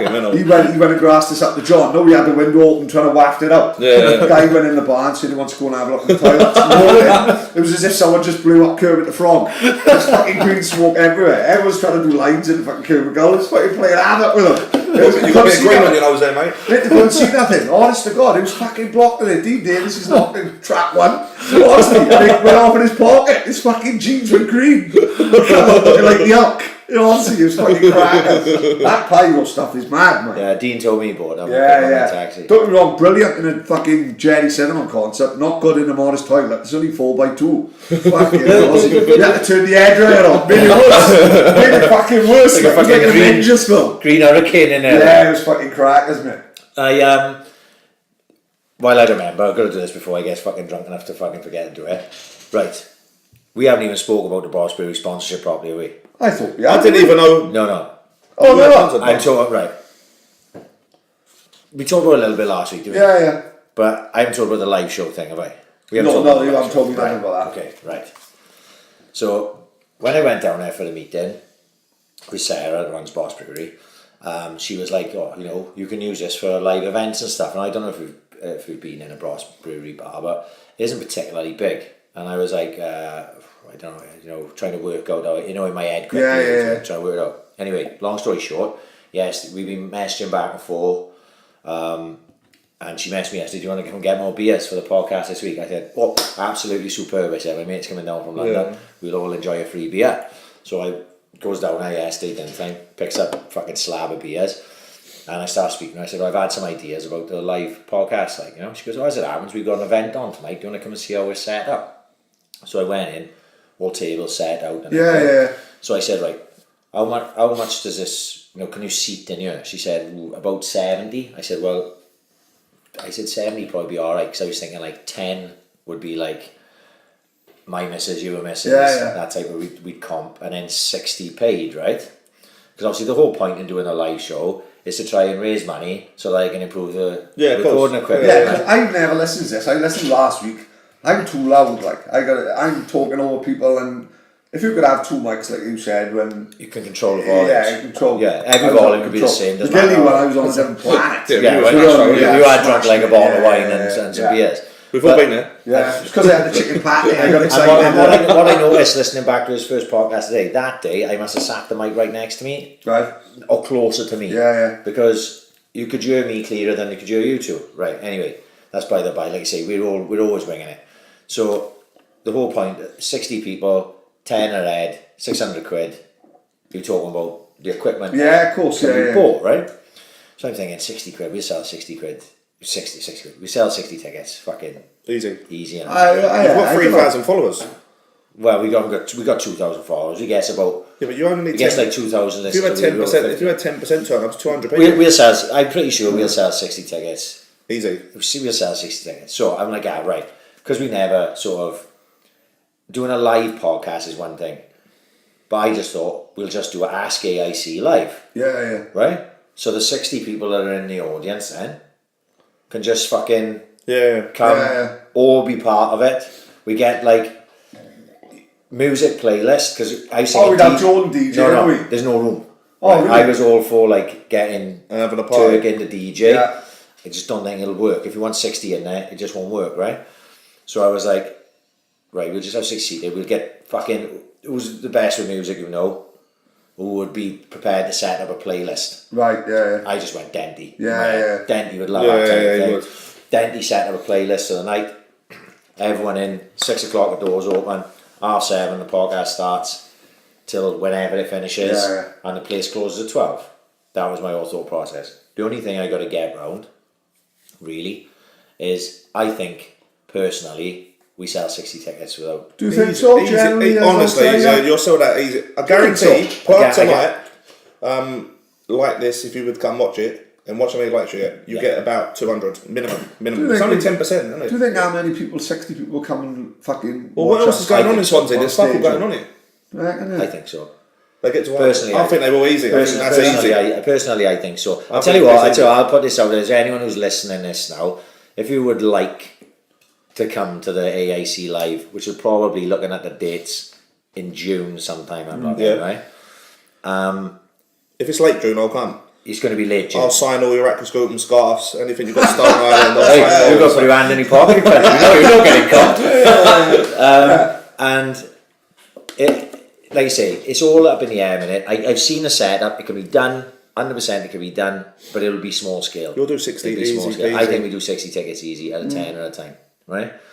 If people are up for it, fucking just DM me, fucking tweet, whatever the fuck, just say I'm up for fucking, maybe I'll even do a poll tomorrow, right? And just see what type of responses, mate. We're not doing a poll then. No, just say like this if you want to come, and just say how many you like and just gives you the only polls I like is when they fight in a boodle. They're the only polls I got any time for. But yeah, that's it, because basically, don't tell anyone this, Chris, but Ask AIC is a fucking scam. It's the easiest thing we ever do, because we don't have to come up with any material. You don't even have to come up with anything because everyone does it for you. do. So that's the scam. Yeah. Right? So you just get everyone in, you get fucking 3 mics. Oh, this is the other thing I thought of. Right, this is where we do a good deed. Right. We get Westy there and Paul Dwyer. And buckets on a bar for salute. Yeah. Right? Yeah, that'd do well. We get Westy up there.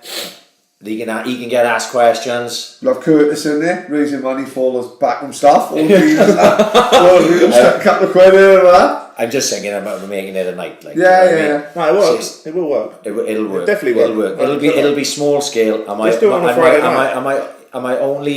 My only concern is like it'll be the first 60. The first 60 to get sold, whoever it is. Yeah. And there'll be no favourite this time. I won't be like. No, but you should favourite. Well, yeah, because you want to fucking take a year. Just keep I'll come, definitely. Yeah, if you're coming from London, we'll comp you, and we'll comp Martin Moreland if he comes from tell him I'll Telford as well, yeah, right? Yeah. Or Kettering, I should say. So, but everyone else has got to fucking pay. That's problems, if we comp all the ex-guests. We fucked. fucked. There's only 2 people buying. It costs money. It costs money. Imagine that though. Someone turns up and you charge them. They've been on your podcast. Yeah. So, live Ambition is Critical podcast is as close as it's ever been. Yeah. It'd be good. It'd be good. And listen, any excuse to have a piss up. That's what it is. Do it on a Friday night in Swansea. Yeah. the thing is, the season will be finished. Exactly. Just do it. It'll work. And basically, Paddy, you're leaving me in charge of this. You crack on, mate. Yeah, I thought that would be the fucking answer. I got my hands full booking the Saints night, didn't I? I even discussed that with her about the Saints night, but might not be big enough. it's not big enough. It's definitely not big enough. It's not big It enough. looks like we're gonna have Trundle and Robbo. Sam Smith carrying crates out the back. No, Brits not. Brits ain't doing the guest speaker nights, I don't think anymore. But we had Trundle the other year, brilliant. Yeah. Then you do think maybe we shouldn't have him again. Do you know what I mean? Because we already had him. But you know what? Stick Trundle in the room with Robbo. It's going to be fucking brilliant. It's going to be fucking brilliant. I'm going to that. We got to make sure. There's not going to be no cars left in the car park, but it's going to be a good night. You know what I mean? But I do genuinely. Right, where are you thinking about having it? Oh, do you want to not talk about that yet? But nothing's finalised yet. Like the minute this fucking's finalised, they'll be put out there. Because I when you said to me about maybe doing it in, it would be like 2 AAC nights then, right? Yeah. I'm thinking to myself, fuck, there'd be no Saints boys there. Because if you do Trundle and Robbo as a gentleman's evening, and you put it out there to the masses, right? Every man and dog will be there. Yeah, and there'll be no tickets for the Saints boys. Because you'll have Dean Davis going, yeah, Pad, I'll give it to you next week. And then, you know what I mean? And then it's like, oh, do I sell this table at 10 to the boys where I got the money here? Or do I keep it for these divs who are setting pyros off in the toilets? I know. We'll worry about that when it comes. Talking about Trundle again, Mike. You see Trundle's interview with like a Swans magazine or something in a week. Brilliant. No. They've asked him some random questions. Right. They said to Trundle, where would you hide a dead body? And who would you get well to? Trundle's answer was scary, like Ted Bundy type. It's like he's going, Trundle already planned it. Straight away, I'm going to get him up Penlan Woods. Right? He's already talked about it. He said, Penlan Woods, who would you get well to? Oh, me mate Bevel, Lee Bevan, he'd do anything for me. Because Bevel probably would. Bevel would take the rap. I watched John Gorty in the week, right? Way better than I thought, mate. I didn't mind it. I started it last night. It was dog shit. Alright, it's alright, mate. I started it last night. She started talking through it, so I just turned it off. It's alright, mate. Honestly, easy fucking 2.5 hours. But I was more worried about Trundle knowing where Penlan Woods is. Trundle had already buried someone in there, I reckon. I reckon he buried Izzy Rickman up there. I'm not saying, because he'd been very quiet the last couple of years. There's a shallow grave. Wayne Saunders, isn't it?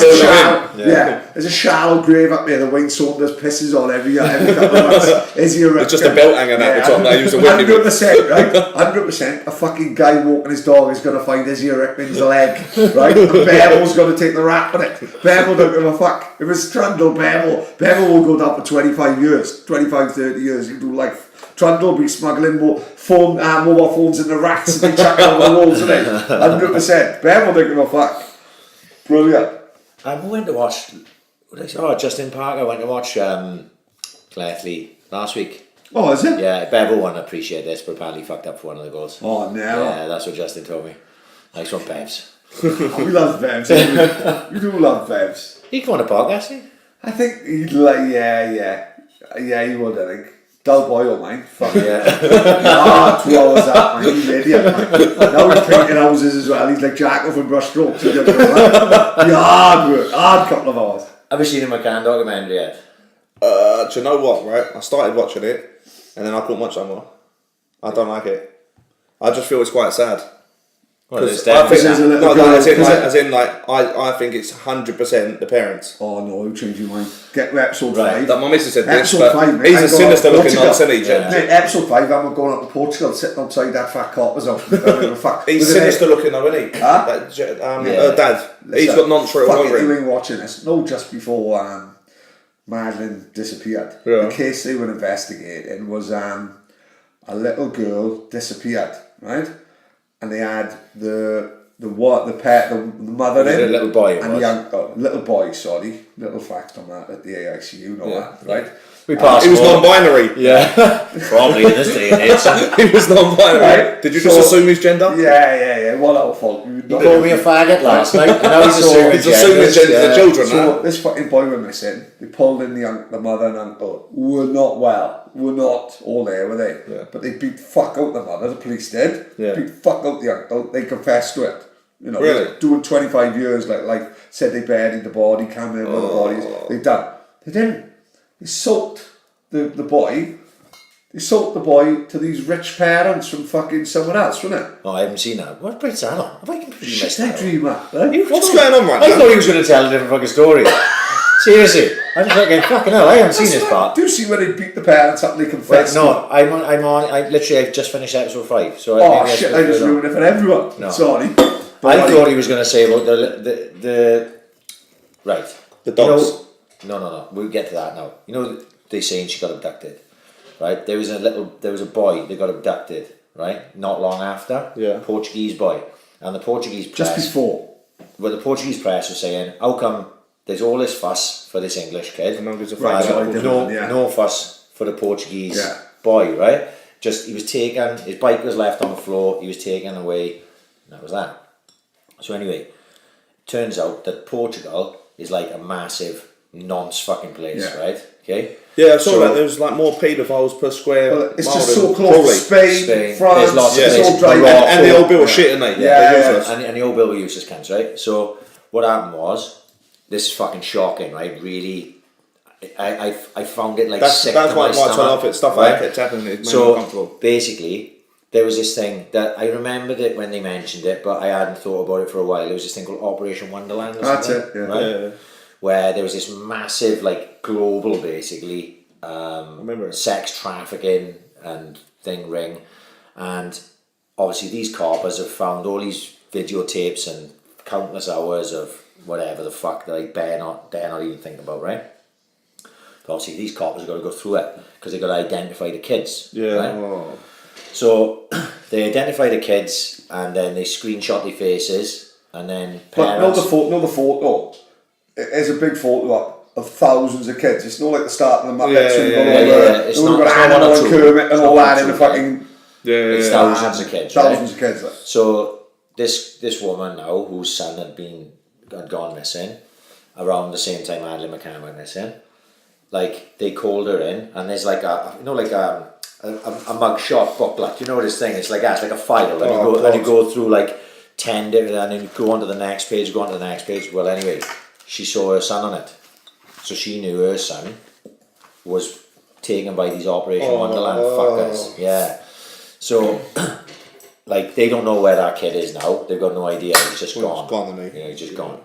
So, like, it adds credence to the view that she was abducted. Yeah. Right? Then on top of that, then episode 5 completely tips everything on his fucking head. Because you look at that Gerry McCann, right? And everyone have done it. I've done it, everyone's saying, you look at him and go, this is weirdo he is.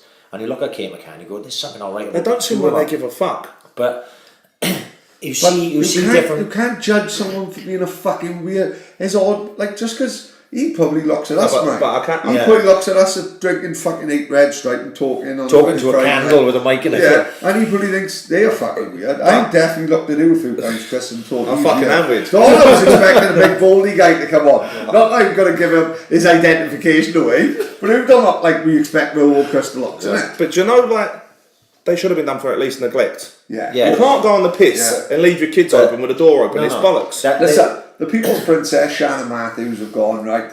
Ooh, everyone knows what I feel about Shannon Matthews. I can't wait till she turns 18, right? Something about her, right? But her mother, right? Fucking hell. Right? Karen Matthews. The boss beers are kicking Oh, man. Karen Matthews is in fucking prison. The She's People's in Reading. Princess. She lives in Reading now. What? She's out. She lives Shut in the Reading. fuck up. She Where's lives in Shannon Reading. living there? No idea. Under the bed. She's still in the attic. She put no batteries on her Game Boy and came back under the cunt. It's like people under the stairs. They only found her because the batteries ran out and she was playing Shannon, Super Mario. God help Shannon. There's a hell of a difference between Madeline and Shannon, isn't it? But getting back to it, like That took a you fucking see, turn. what you got to remember is, right, and you know as well as anyone, don't watch the news because it's bullshit. Yeah, right? yeah, I don't watch they only football. show you what they want you to see. Bullshit. So if you watch the news during that period, you just saw them stony faced in the papers, stony faced, doing weird things like holding up the T-shirt with a picture of a face on it and smiling like as if they just signed a footballer, like you know, and things like that. In the documentary, they have behind sort of videos from behind. Have you seen? Well, obviously you've seen it, Paddy. There's a bit where they go through all the hate mail that they've had. Gerry reads out something. You see a different look on him. He doesn't look like the same guy. He looks really wounded. He's like, why would they say, as if like, why would they say these things about me? And then it's just problem we've got, right? If they're spending hours and hours holding up this T-shirt, and then for one split second they smile, that's the one they put in paper. No, I understand it, but they don't put it when they me and you, we all know. Mainstream media is bollocks. They show you what they want to show. Yeah, I don't buy papers. So fuck all that, and that's what we were seeing. And like I say, when we first talked about it on this podcast ages ago, but like right at the start, I said then I felt that she'd been abducted. And if you remember, Luke come on, and Luke was like, "No, she fucking didn't." Luke was adamant, like, "No way, the dogs, in it, right?" So you go back to the dogs, and then they talk about the dogs. They talk about it just being, and it's like when they don't poo the dogs at all. But what they're saying is the dogs smelling a cadaver or smelling blood only really makes any difference if you find DNA, which they did not find. Yeah, that makes sense. You know, and the one that does me, and they've always done me, like they hired the car 25 days. There's no way they hired the car 25 days after she went missing, and like the fact Portuguese cop said they put it in a freezer. Right? Yeah, no, he's talking nonsense then. Mate, I know Poirot, but I know more than him. Yeah. They're fucking. The Portuguese old Bill terrible. They were awful. I hope they stick them on the Everton case. They were awful. They just wanted it all over with. Not like I got more. They just wanted it all over with, and they just wanted fucking people to be accountable for it. Put the blame on someone. This is where I'm getting back to that kid, right? So just before you haven't reached there, just before Madeline, this fucking kid got abducted. I think it was a girl. I think that was right. You interrupt me, Shona. I was talking about the little boy. You fuck. Yeah, no, there's another one, right? I've seen one with the Nancy geezer climbs in the bed with her and cuddles with her. Right, well that was another one at the end of the documentary. A woman had come downstairs in Portugal. A woman had come downstairs, and in the living room there's a fucking guy with her fucking daughter in the living room, and he's scarred. Right. So it was right. Also, at the end, there was a chef on his way to work, 5:30 in the morning, and he slammed on, and there's a couple running across the road, holding a fucking kid, right? Yeah. And this guy went, "What the fuck's that about?" They weren't even investigated. He told the police, they didn't even look into it. So you tell me this couple are running across the street at 5:30 in the morning. How random is that? That deserves looking into. This kid got abducted, like a gypsy Romany family sort of thing. There was a woman and her brother, so the kid's uncle. This kid disappeared. They beat fuck out the woman, right? Because it was an uproar in Portugal in the media because she'd come in a press conference and her photo fit and all that. Eyes, everything she beat the fuck out of. She there and the uncle admitted to killing the baby and burying the baby. Didn't get found. But it turns out they've sold the kid for like 30 grand to this rich European family. But they admitted to the murder because they had 5 days of being tortured by the Portuguese media. Right. So there was uproar in Portuguese media, and the guy was the fat copper. Was he? But then, as they've been investigated for this, Madeleine gets fucking kidnapped. So all of a sudden, the whole world's attention turns off this kid and goes on to Madeleine. Yeah. And that's how you can imagine, like, these fuckers are getting fucking paid to rob kids on order. Yeah. Then all of a sudden, they just rob the kid. It's local news. How many kids go missing every day? Like at Ben Needham, is there? He's a British kid went missing in fucking Greece. Didn't get half the attention. Apparently, a guy admitted to it last year on his deathbed that he killed him on a tractor or something. The kid was playing in a fucking. The kid was playing in like a fucking waste yard. Guy was on track and hit something over, killed the kid. They buried the fucking kid. Like that Ben Needham went missing for years, and his mother's always on the news saying, "No one gives a fuck about my kid. They're meeting the fucking Pope, and he's not even pulling his hand away when he kissed the ring, like in a video this week." What was that? And it's like these fucking child abductors could have taken Madeleine, and all of a sudden they're thinking, "Good, this is out."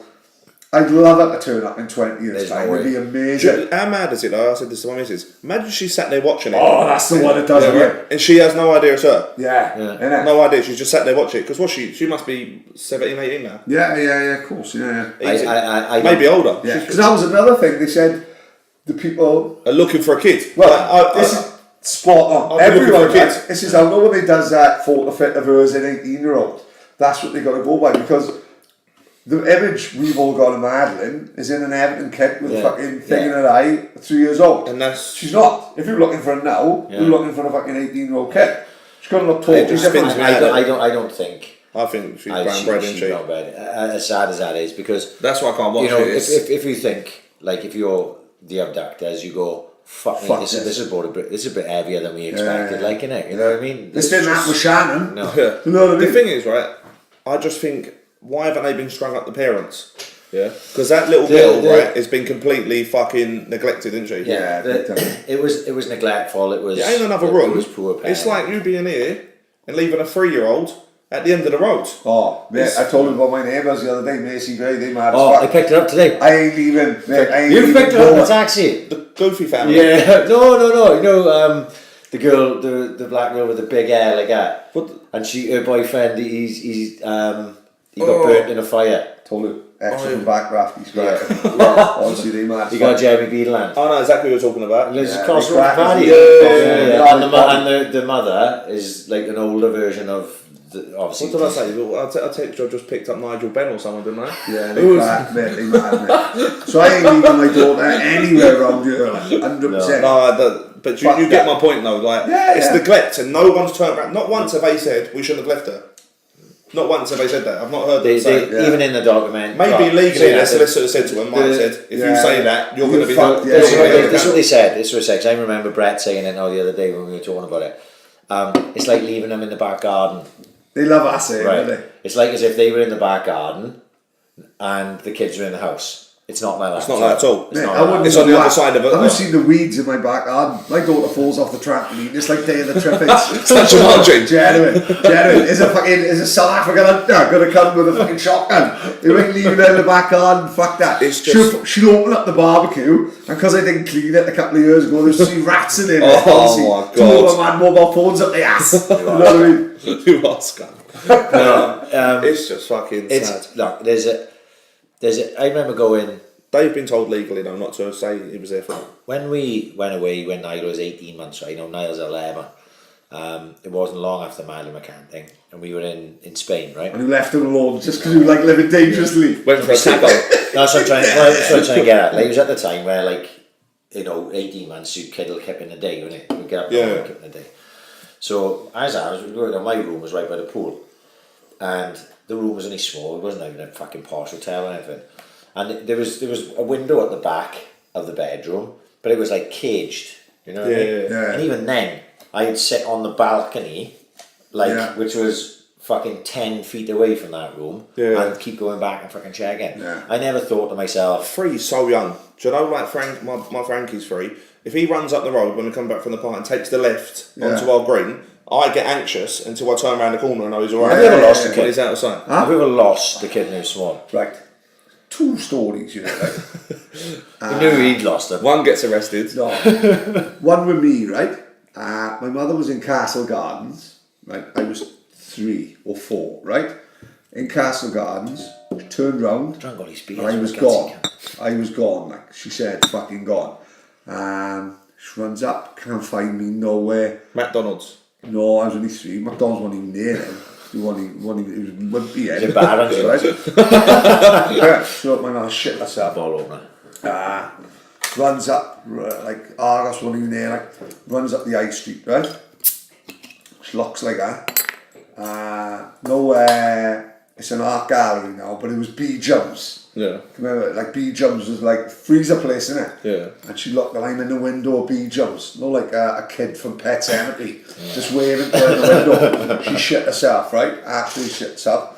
Then they lost me in Bristol Zoo, right?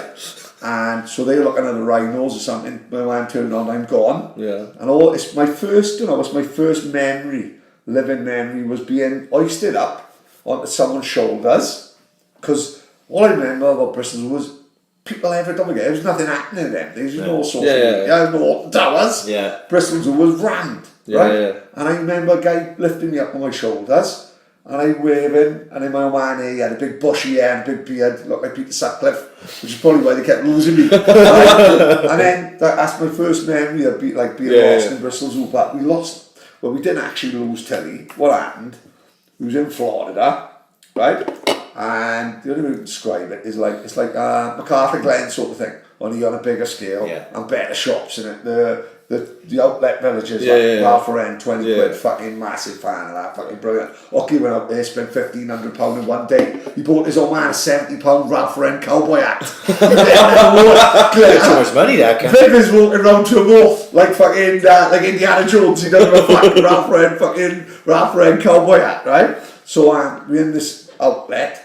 And I said I'm going over here, and Donna thought Tilly was with her, but Tilly just come with me to the Adidas shop. Yeah. So we walks out the Adidas shop, and Donna is like more or less on the floor screaming, right? Literally can't catch her breath, and I was like, "What's the matter? They run out of pretzels or something?" And like Donna just turned round, and Tilly wasn't there. Yeah. Right. So not for that fucking 20 seconds. Her fucking head, the world ended.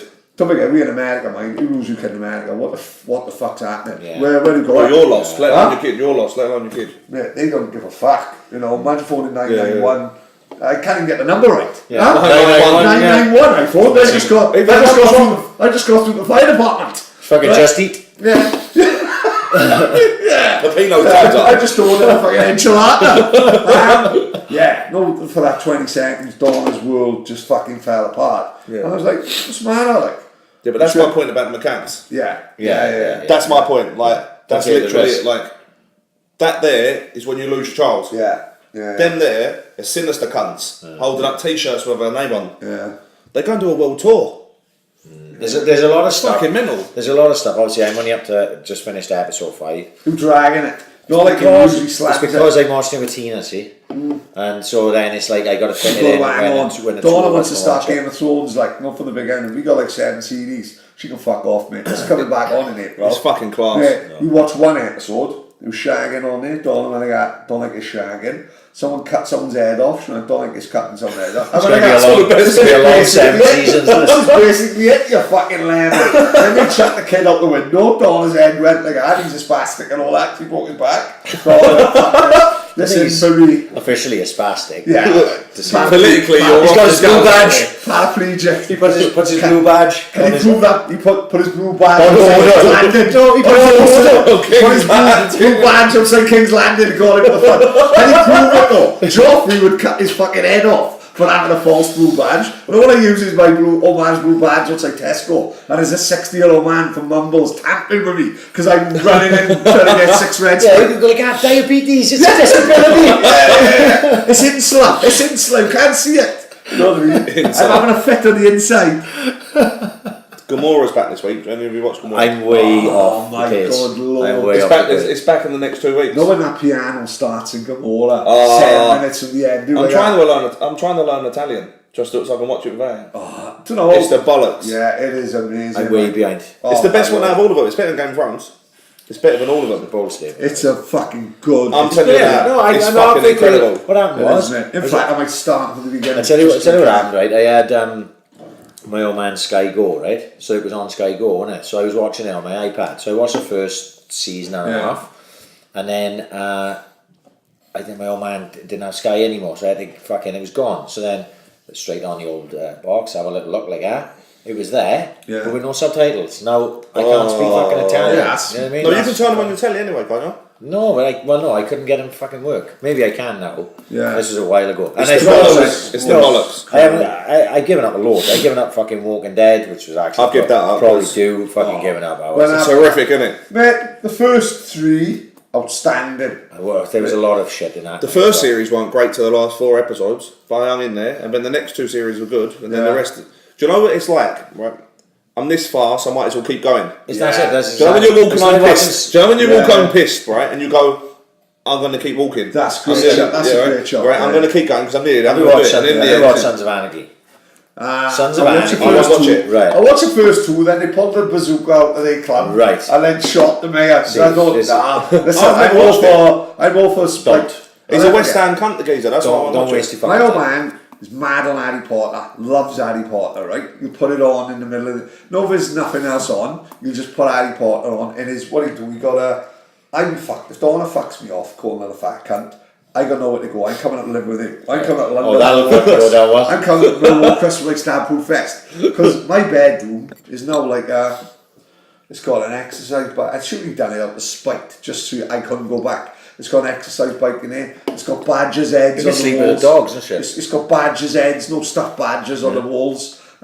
His fishing ties and his DVD and TV Lurchermania. Lurchermania's on the box. But he can put Harry Potter on. He loves Harry Potter. He watch it all fucking day, just like one of them things. So he'll have it on in the background, loves it. Wingardium Leviosa, he loves it, right? I paid for him twice. You're not well. Yeah, I paid for him twice. You're not well at all. I paid for him twice to go to the studios in Watford. You paid for him twice to go to the studio? No, You never paid for me to go to the studio.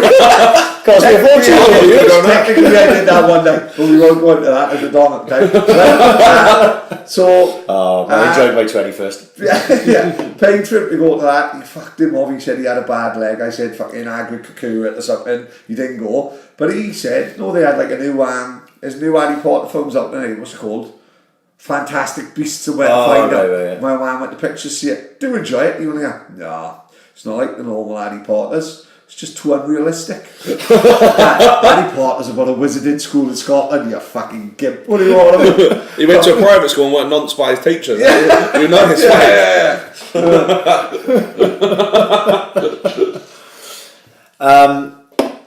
So what was one of the most mental things we didn't talk about fucking last week with Daniel, because obviously different podcast, the Mosque shooter.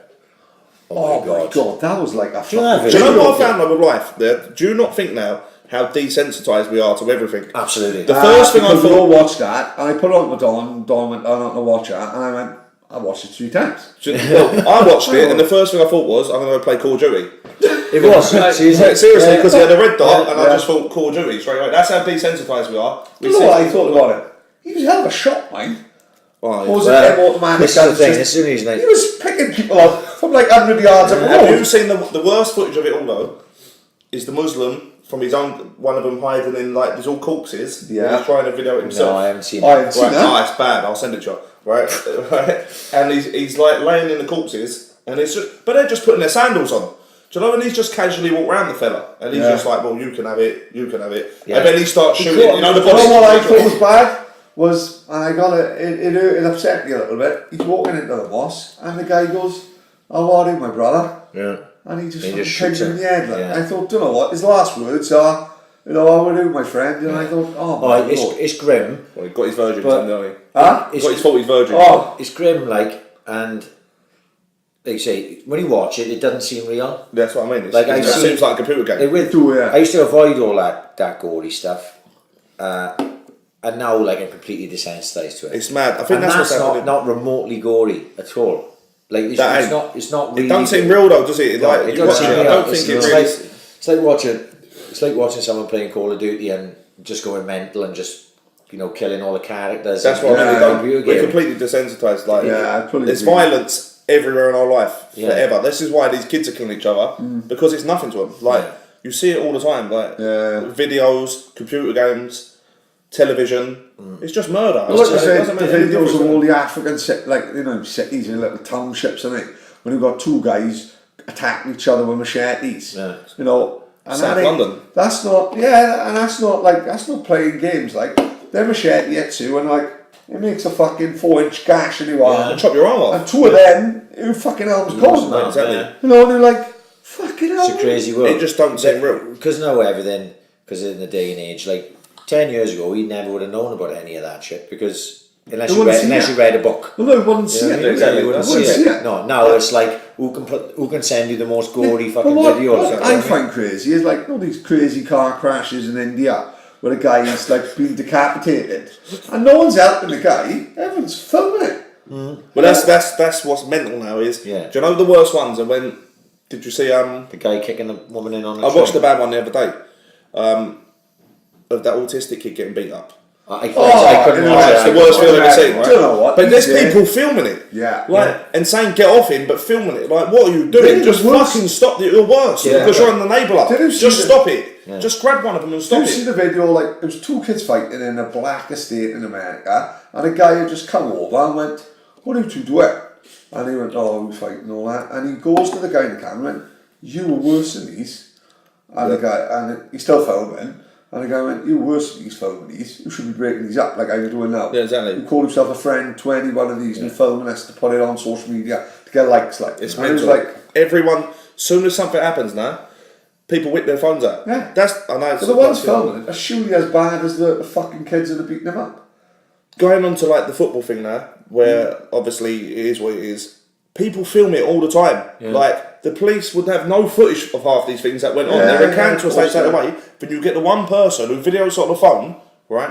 Sends it to one person on WhatsApp, and they go, "I'm going to send this to you. Don't send it to her." And they send it to someone. It goes into a WhatsApp group. All of a sudden, it's all over Britain. Yeah. All over Britain. Like it's Big Brother. Everything's videoed now, and you'll never get. I don't understand how people get away with crimes now because everything's filmed. I saw a video, and we've both seen it because you have 100% seen it. Because you wouldn't see it, 100% you must have seen it.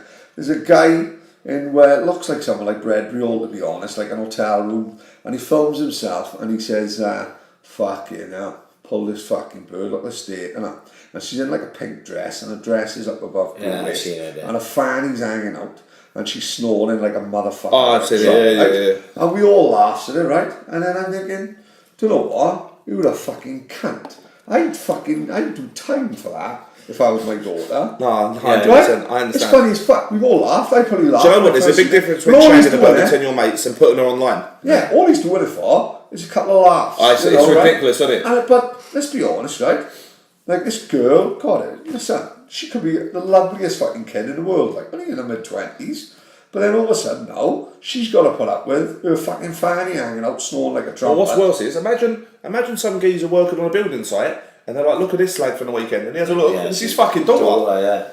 Unbelievable. Which 100% happens, like, you know. Yeah. Like, why would that boy do, like, you've got to be, when you actually think about it, it's because it's all, like, everyone wants to be Insta famous. Yeah. Everyone wants to be Twitter famous. Everyone wants to be, that guy, you know, you go, "Yeah, wait, look at this." And then it's, "Oh, look, I've gone viral, like, yeah. What I loved was, remember that guy, the sculptor shagging a lady boy? Fucking right, Trevor. He didn't give a fuck, did he? He didn't give a monkey's fuck. The best one. But that was like one of them where he's only stitching himself up the man. Yeah, he don't give a fuck, does he? He's not stitching. It's funny for him, isn't it? He's stitching Trevor the lady boy up. She don't give a fuck. He was proper. He was proper fucking top. Oh, he was a hell of a boy. Oh my god. Trev's just come, he's gonna get He's fucking not. Oh, mate. But now we can laugh about that. That was class. That's mental. He was fucking fucking hell, Trev, get over here, fucking stick your fucking cock in me eye. It's fucking mental, isn't it? But what I saw with the Mosque thing, right? Do you know, like, because we love a conspiracy, there's already a conspiracy that's a false flag. Do you know what I loved the Prime Minister? She's sumptuous. Do you know what she did, She done what I say about all these shooters and all that. She went, "Never again will his name be in the Yeah, paper? absolutely. And I will never mention me. We've done him already. It's already now, it's out in the news, right? All he wants is like that Anders Well, he didn't kill himself. Have you That's seen how you know it? He's wrestling. Do you see that Paul Greengrass film about Norway? 22nd. What's it called? 22nd July. 22nd I haven't seen it yet, it's on my list. Fucking incredible film, right? That fucker, all he wanted was his time in court, right? Yeah, so to get his time in court, he shot 40 fucking kids right? Sick, isn't it? And like, but he went to court then, and when he went into court, he said, this is why they reckon Norway is such a liberal country. They give him his day in court, and they let him, he said, I call up the Norwegian Prime Minister. And everyone was like, why the fuck are you giving this twat airtime? Just take him off like she did. Yeah. She just went, fuck this, I'm not even going to say his name. Don't turn him into celebrities. Just don't turn him into his famous martyr. Just leave him, send him to prison for 30 years, put him in when no one knows him, no one knows where he is, put him in solitary confinement and for he's 30 years. Don't even give him the hour out of the fucking cell. Just push his fucking dinner. But do you know what? That's the problem is, right? We live in such a fucking non-see human rights world now. There'd be some fucking prick. Even though that they know that he went and murdered all those people. He'd happily admit that he murdered all those people. If you stuck him in a dark hole, just put him in solitary confinement. There'd be some cunt to come along and fight his corner. Yeah, you know what I mean. Yeah, just put him in solitary confinement for 40 years. Give him enough food to live, and push a little lace of fucking a pair of Adidas special trainers in. And if he wants to hang himself on the window, no, don't even do that. Have you seen that in Catch Me If You Can? You know Catch Me If You Can? Yeah. Where they put him when he gets nicked in France. Go on. I've read the book, I have. They don't really do it justice. The film's class. The film's class, right? But the book is amazing. It's written by, obviously, Frank Allen. I'm not saying he did, but, you know, Leonardo DiCaprio, by the way. Unbelievable Leonardo film. DiCaprio's fucking... Tom Hanks, Leonardo DiCaprio. And Denzel Washington. Right? That's the three. It's when he gets nicked in France. Oh, go on, moment. Yeah, draw another. No, I'm not there. When he gets nicked in France, they put him in like the worst prison in France, and the cell isn't even a cell. Right. It's like 3 foot off the ground. You've got to roll into it. But basically, you're just in there, just laid in there. Right? Obviously, this is back before. So this is back before human rights. This as in like MRI machine. Yeah, basically. And he was stuck there. Everyone fannies up to them. I haven't read that book for ages, and I haven't thought about that for years. They do brush over it a little in the film, but it doesn't do it justice compared to when he talks about it in the book. It's fucking horrific. He'd get like terrible cramps, because he was like unable to move. Yeah. He was in there for fucking ages. That's horrific. Yeah. Because he was trying to carry on his fraud in France. Count of Monte Cristo. No, I've seen it. It's probably one of my favourite stories. The film is amazing. The book is amazing. Mate, it's like 6 films in one. It's like, just watch it. It's always old, Huh? Not old. What's it like to kill a mockingbird? The book is like 1600s. But the film is like what was it? It was in it. The actor who died, Peter O'Toole, I think, is in it. But fuck, know the story itself. Basically, a guy gets accused of a crime he didn't commit and gets sent to a jail on the shore in France. But it's proper, like we was talking about. This is 16th century France, hard, and then hardcore as fuck. But then in the cell, he's like trying to dig out. Well, one day he's in a cell and the fucking brick comes out of the wall. And it's this fucking guy, said, fuck. And the guy goes, fuck. I misread my calculations. This should be the end of the cliff, right? So the guy comes in, and the guy's an old man, and then they gets friendly, and so they recognise the time every time the food's going to be sent through the fucking door, and they sort of become friends, and he can go back to his cell. Then he pulls up a map and says, this is where all this buried treasure is, and they start digging tunnels together. Well, then it gets to the end, and no one finds a weed growing, so they know they only just from the not far from the ground, innit? When he finds a weed, but then the fucking I'm pissed, right? So then I don't even listen to the words. I'm just looking at you. Serious. I was thinking Paddy's head's gone. I don't know what he's talking about, but I'm interested. It's good, right? So the fucking ground. You know he's fucked when the hands are going up. The ground falls on him. The ground falls on him, and the old man dies, right? So then the guards come in and the old man's dead. I'm fucking nearly in tears, yeah. The old man's dead, right? But then the guards come in, they find the old man dead, so this guy can't escape. So what this guy does is hides the old man's body in the tunnel and puts himself in the body bag. Right. Gets out of the body bag, squirrels out the body bag, kills the guard, jumps off the cliff, swims. Fuck, it sounds so unrealistic. It's more like Harry Potter. I know it's a true story. I'm just wondering, this is going to be about 4 hour podcast. I know, fucking story goes up. I might have to watch the film. Well, someone just go and watch it because I'm starting to scare myself how much I know about the story. Anyway, he finds it. Just crack on. Watch Count of Monte Cristo, brilliant. Genuine. Fuck this, because I'll be at 3 hours because I feel really strongly about it. Joe Rogan, Alex Jones. Talk to me. There's There's another one. Huh? There's a new one. What? Wait. What? Joe Rogan was on Alex Jones. The last 2 weeks, the last couple of weeks, yeah. No.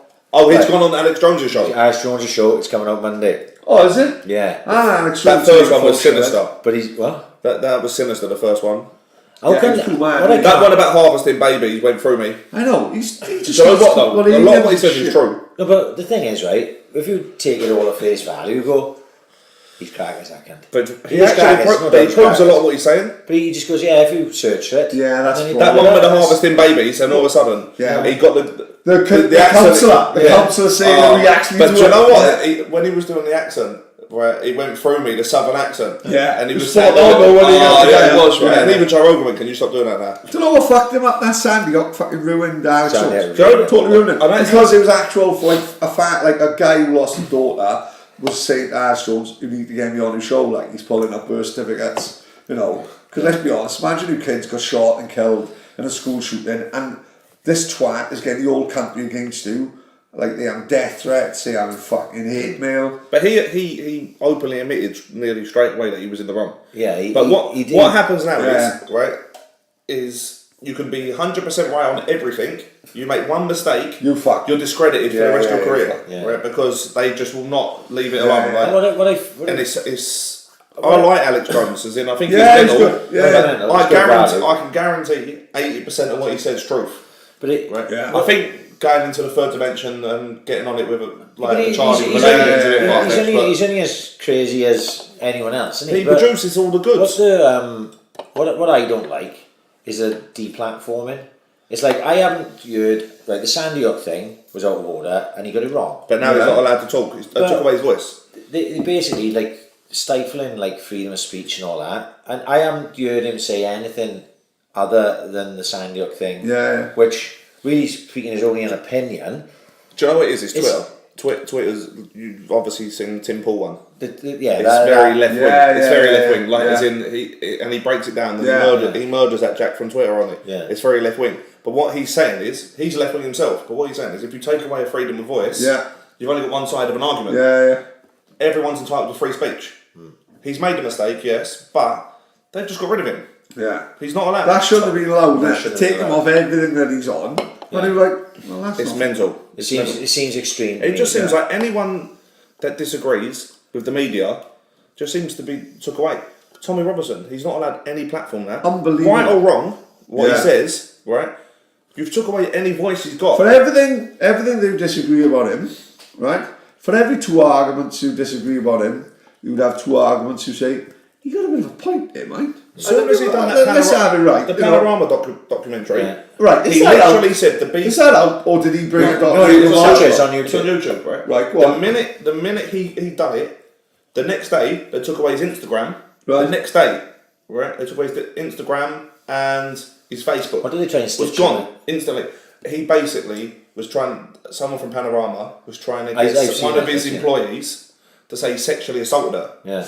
Right, but she said to them, "Yeah, I'll go along with your story." Yeah. Said to Tommy Robertson, "They've just told me Right, to yeah, say yeah. you So she basically took knocked his me." camera in. Yeah. And then she's put on a mic, done the whole interview, Yeah. and now this And geezer from stitched that Panorama is saying, "Listen, I know he hasn't sexually assaulted, but But come on, basically, they what's a slap where on the do you arse see between that? friends?" Where it's do on, you see it's that? on YouTube. It's on YouTube. And then they called Tommy Robertson on, thinking they've got a scoop on him on Panorama, And he but posted he's got it all. Yeah. Right. So he's all of a sudden gone. Before we do our interview, I just want to show you a few things. Now this lefty Yeah. is mullering Muslims, Jews, Right. gays. He's caning a lot, but he's playing Because he doesn't think people are listening. Yeah, because he doesn't think it. So he's doing it all, and he's like, "Now you're doing that to me. Yeah. Here's you." And then the bloke's like, "It's a joke," and he's like, "But when I say it, it's not a joke. I'm a racist." And but the next day they took away every platform he's got. Everything. It's really scary. It's really scary. They tried him for the contempt of court. Now he's been done for contempt of court again. Yeah. What he's got now, right or wrong on what he's done, that's obviously that is wrong. The establishment has an agenda, Yeah. and BBC has an agenda. Yeah. We're being forced a certain direction. If you want to go against the grain, you're not allowed to talk no more. That's scary. Very, very, very intelligent man. Isn't he? Tommy Robinson. He knows more than fucking me. He's got a lot of Tommy Robinson come on to Piers Morgan thing, and the old thing when we were on with Piers Morgan, everyone always says you act Millie Dowler's form, which I don't think he did, right?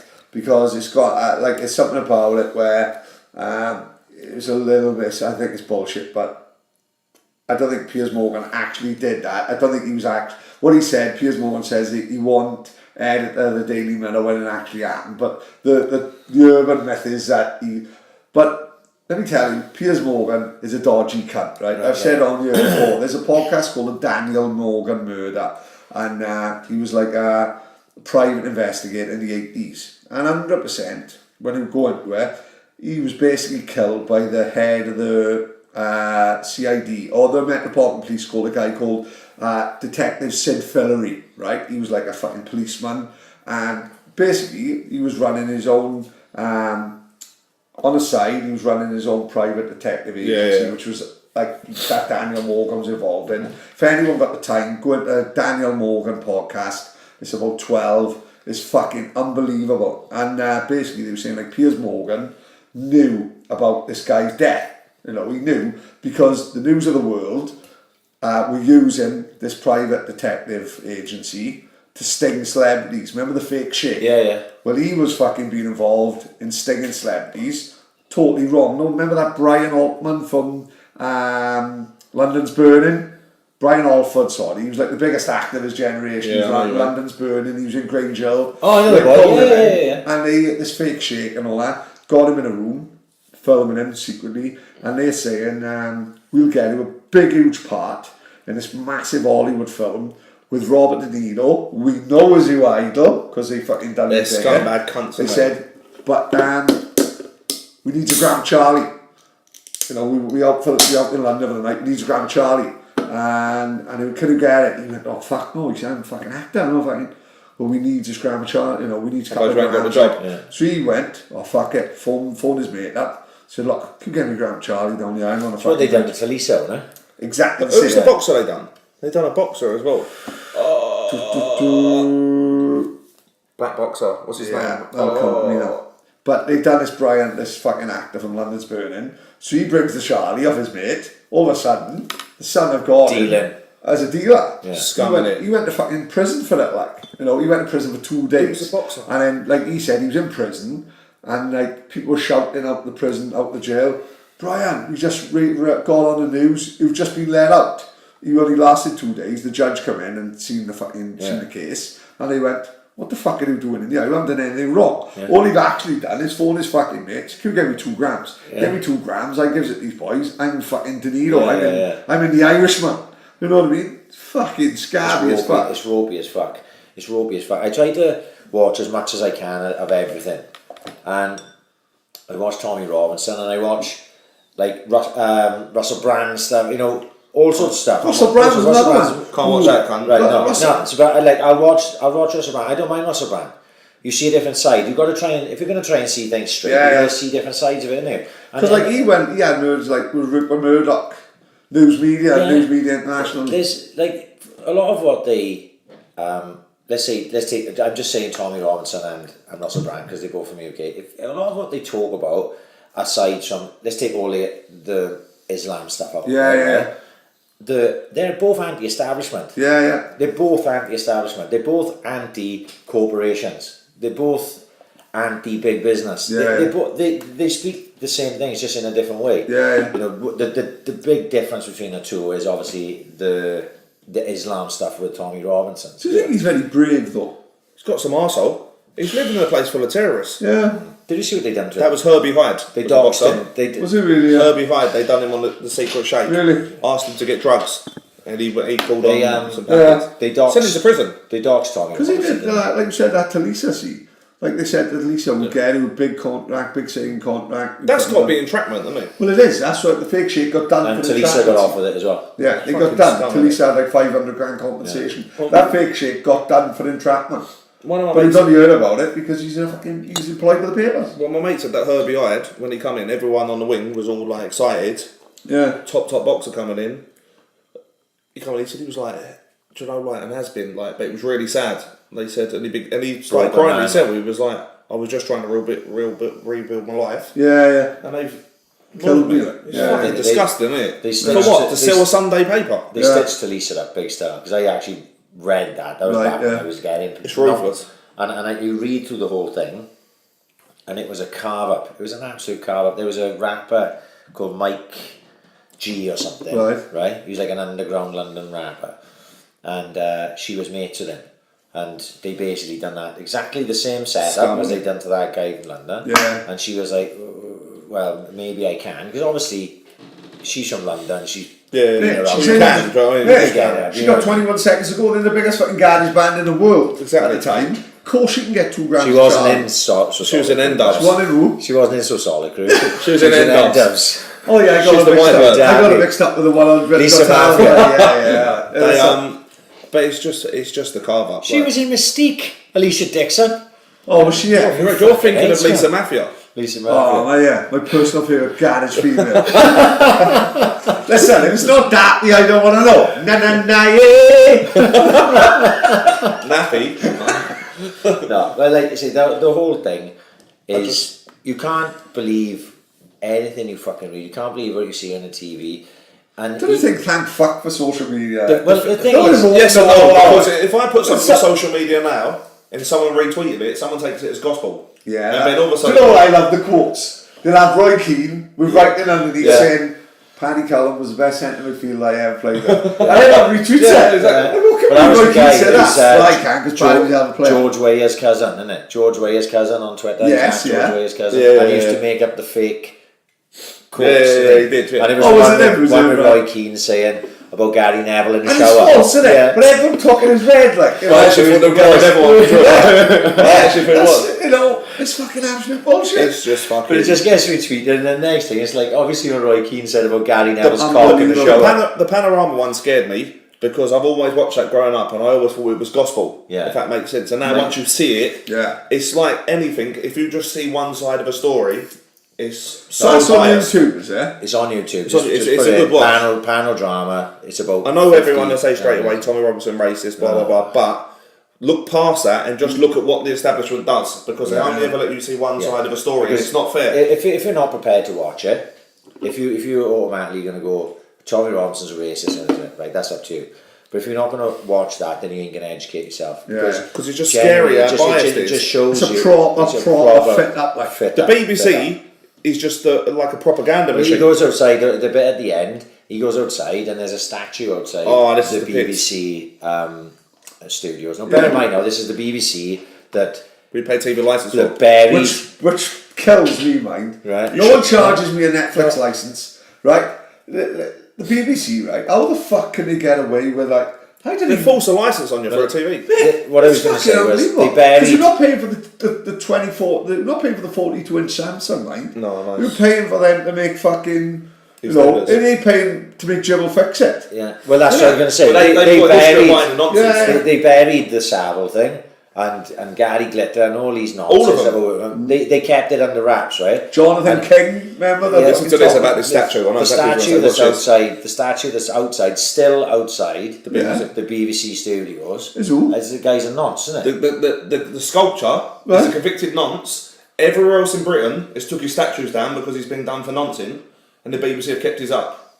Fuck off. Seriously. They are fucking dogs at the BBC. Dogs. I don't know if anyone listens. Anyone from the BBC listen to this, you're a dog nonce. Jeremy, fuck off. Paxman loves it. Paxman loves the AI. But what I mean is, like, if you're going to start, if you take that as everything you scary. see has got. You can't. It's really Once scary. you, this is the problem. Like I've said before about my missus and Stoneman, they live in a bubble where they just live in their life and they don't need. They're happy. They don't know these things that go on. Do you know what? Once you start Ignorance going down is this bliss. Like road- Stormman. No. Stoneman lives. Do you know what though? Like, Ignorance is literally bliss though. that's If it. you're living in your own little bubble in Swansea, you've got your kids are happy, you've got a nice house, you've got a good job, you go on holidays 3 times a year.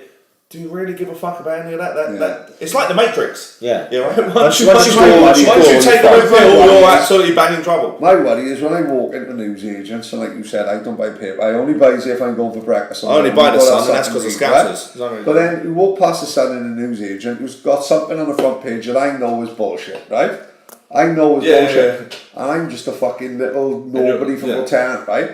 But then how many of the fucking 3 million people that buy it, it's going down every year, I don't mind, you know what I mean? Newspapers on the go. But how many of these people read it and think, it's true, because it's in the paper. Yeah. But then, can you remember the big thing? That's the only how you time control about, people. he said something about Elton John. He said something about Elton John, and Elton John took him to court, and he won. And he won like £1 million. But they don't have to put something that big. But no, this I was just about to say, see, people have an apology. People have a big headline on the front of the paper, and they'll have an apology on page 11, tiny little right-hand corner. Elton John won £1 million, but he said, "I want £1 million, but I want."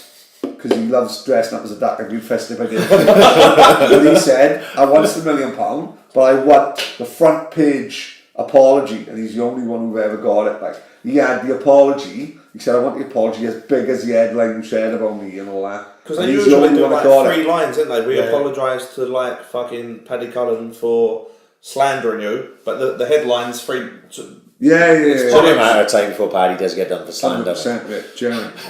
Couple more cans now. We're talking. I'll probably get arrested for this. I'll probably completely incriminate myself. We're talking, right, for 3 hours, half cut every Thursday, every week, right? Jamie Breen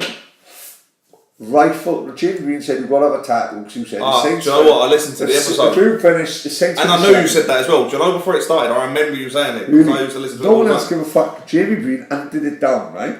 So if anyone wants to get anything on us, right, who talk for 3 hours? No, not have I done. I'm one gutsy cunt. You talk for 3 hours every week. You're going to say stuff that's going to drop. Do you know what? Right, last time before I come, the last thing he said to me was before it started the mic was just remember whatever you say once it's out there it ain't coming back. Yeah. Right, and he's right. Like, but he put himself out there, right? They could easily just go in and shell and say, "Oh fuck it," you know. If he's out after 7 bottles of Red Stripe. I know that. Yeah, I know. Drop your inhibitions. But what I'm saying is, who got 70 times 3 hours talking, who're gonna talk shit. Of course you are. For at least one sentence. Yeah. So they pull that sentence in and take it out. That's why it must be hard to be a celebrity. I watched them with Ben Washington, and I asked him about something, and he said, "If you read the papers, you're misinformed. If you don't read the papers." Did you see? I tell you another one I saw this week. Tell you another one I saw this week. Oh, right, Jim Jeffries. You know Jim Jeffries, the Aussie comedian. Yeah. Right. The Aussie kills him, doesn't he? Right. Does another Tommy Robinson. There's an Aussie Jew. Right? Okay. Yeah. But he doesn't like Islam. Apparently, I don't know this guy at all. I can't even think of his fucking name now. But anyway, he is an outspoken Jewish. Political commentator in Australia about immigration, and Jim Jeffries, obviously he's a big comedian and you've heard of him over here, but he's got a talk show over there, right? And apparently this guy says he's got a history of stitching people up, like, right? Jim Jeffries or this other one? Jim Jeffries, he's got a history of stitching people up. So what this guy did was they'd asked him to come in to have a chat, and he knew that they'd try and stitch him up, so he had it on camera, right? So he filmed it all, right? But when they put it out, they completely took his things. The questions that they asked him, the questions that they asked him, the answers that they put next to the questions weren't the answers that the questions they asked him. It's like when he's saying to you now, "What's your lucky number?" and you're going 12. Yeah. You're going, "What's the youngest girl you ever had sex with when you were an adult?" and you're going 26. Yeah, right. And then they edit it, so they play. That's scary. All of a sudden going, "So Pad, when you slept that girl, I was Pat, who's 12. And they've just absolutely done Who it. was the girl who fingered Hendrix in 99? Rebecca Hughes. Yeah. Pat. Who was the People's Princess? Shannon Matthews. You know what I mean? It wasn't even subtle. It wasn't even subtle. Like, it was... The worst thing is, though, he says it, the question, like, yeah, but these Muslims stink, didn't they? And the other bloke goes, you can't say that. Yeah, so he goes, I'm not a racist, I just don't want immigration. Yeah, right? And then they ask him another question, and then when they play it back, they go, it says something like, they're Muslims, think that, and he goes, yeah, terrible. So it's mental, like, it's so surreal. What happens, because this guy films it, he can put the real one out. right, so he's put the real one out. And in the real one, Jim Jeffries actually outs himself as a massive racist. Yeah, massively. And anti-ism and stuff. Because you see, but that if you watch the Jim Jeffries show, like millions of people watch it, they look at this guy and they go, oh my God, what a scumbag he is. Absolute scumbag about this Jewish guy, right? Because they've fixed it. They've taken all his answers out of context and added them with different questions. He admits that though, doesn't he? Made him look bad. When you see this video, which probably will get 1/3 if he's lucky of the views, right? Because you'd have to be looking for it. Well, I didn't even look for it. Like, but you know, you'd have to be. I think it's out there now, though. Do you know once Jim Jeffries makes himself look a moron. Never. He openly admits as well, though, doesn't he? He says something to him like, I bet you stitch people up in here all the time. And he goes, oh, I do it all the time. No, that's what he said. He said, I let myself always look at a good light. I've never been in a bad light on my show. We've edited it before. He said, we'll edit it again. Yeah. Things like that. He goes, I'm triple freeze. I'll never be seen in a bad light me. But he's videoing the whole thing. So he's just out with it all. But that's the only way you can go now. It's literally, like Tommy Roberts says, I film everything. Everything. From the minute, my whole day, I just have a camera on. Because anything I say in the day will be taken out. He could be sitting in traffic lights and someone pulls up the car and whacks him. Well, that happens. There's a video. I've seen he's in the horse racing. Yeah. He ends up fighting. Fuck off. On the coach. Yeah. It's fucking. It's a weird one because I'm sure he's done things. Oh, listen, he's a convicted football hooligan. So the minute you've done that, you're aggravating. You're happy to engage in violence. You're fucked. So what they're saying is you can never be a politician because you're a scumbag. Yeah. You broke the law, right? But just the way that the media portrays everything is brutal now. Like everything, we don't get to see nothing on the telly now that it's all sent a certain way. Do you know what I mean? Everything on telly now is not. It's not up for interpretation. Yeah. You can only interpret it one way. Do you know what I mean? It's scary, really, that how we're pushed in a certain direction. This Brexit thing, right? Right or wrong, I don't know what everyone voted, it doesn't make any difference. The BBC will only ever tell you the negatives of Brexit. Right? They will start something like 10,000 people lost jobs because of Brexit. They won't say 20,000 people have opened up a factory where everyone's got a job because of Brexit. They won't do it. They say Toyota shutting the factory, what they don't say is, and when you delve into the story, Toyota was shutting the factory anyway. Exactly. Anyway. Because you go into Swansea now, right? Everything's shut in. There's nothing there. Brexit hasn't even happened yet. Right? Swansea City Centre have been turned into a shithole for the last 5 years. Everybody has an agenda. It's human nature. Every single person has a certain way they want to sell a story. Everyone has an agenda. But now the media is literally... They've probably always done it. Yeah. You can't tell me that no one knew Jimmy Savile was a nonce. I know he's a nonce from his tracksuit. Tell you what came up on my suggestions. I've seen it before, but it came up on my suggestions. No, when John Lydon was on Piers Morgan's Life Stories. Right. Johnny Rotten. Sex Yeah. Pistols, just because anyone didn't know that. And he got banned from the BBC, right? Because he was on BBC Radio. I know what you're going to say. Right. And he said something about, yes, we know with BBC you keep your little secrets, like Jimmy Savile. We all heard the stories about him or something. Johnny Rotten called it 1979. Yeah, 79. 79. Johnny Rotten is saying, like live on like the Ted Bundy show. The Ted Bundy show. Ted Bundy, radio in the morning, a couple of murders in the afternoon. Casual bit of rape. But like Johnny Rotten called it in 79. Like you saying, it's mental, isn't it? Like the BBC, how we have to pay a TV licence when they're blatantly appeased nonces. Yeah. Blatantly, the Jimmy Savile thing is mental. Mental. He's a nonce off his tracksuit. Do you know what I mean? You know he's a nonce. You know what I mean? If he was walking down the road now, if someone walked past your house now, right, Jimmy Savile, he'd be stoned to death. He wouldn't make it. He wouldn't make it to the shops. Yeah. You'd nonce him off though, wouldn't you? Yeah. If he got in my taxi, $1,000,000,000, I'm texting him. Just picked up a nonce from Paul. Mate, 140 Danny Bryan Road. Four tenants. $1,000,000,000. No, that's my house. There's junkies in Portland that will always be accepted because they are Portland junkies, not someone, right? They'll always be accepted because they're the Portland junkies. But who get a fucking student walking around, cycling on a bike, they're going to get stoned to death.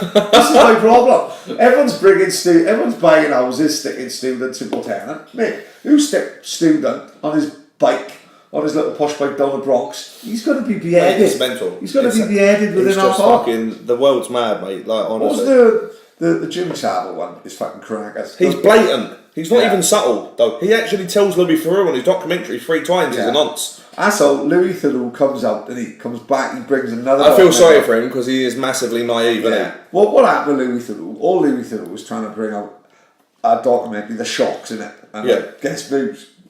So, he gets views with Savile, all he does is go along with it. He's not a fucking policeman.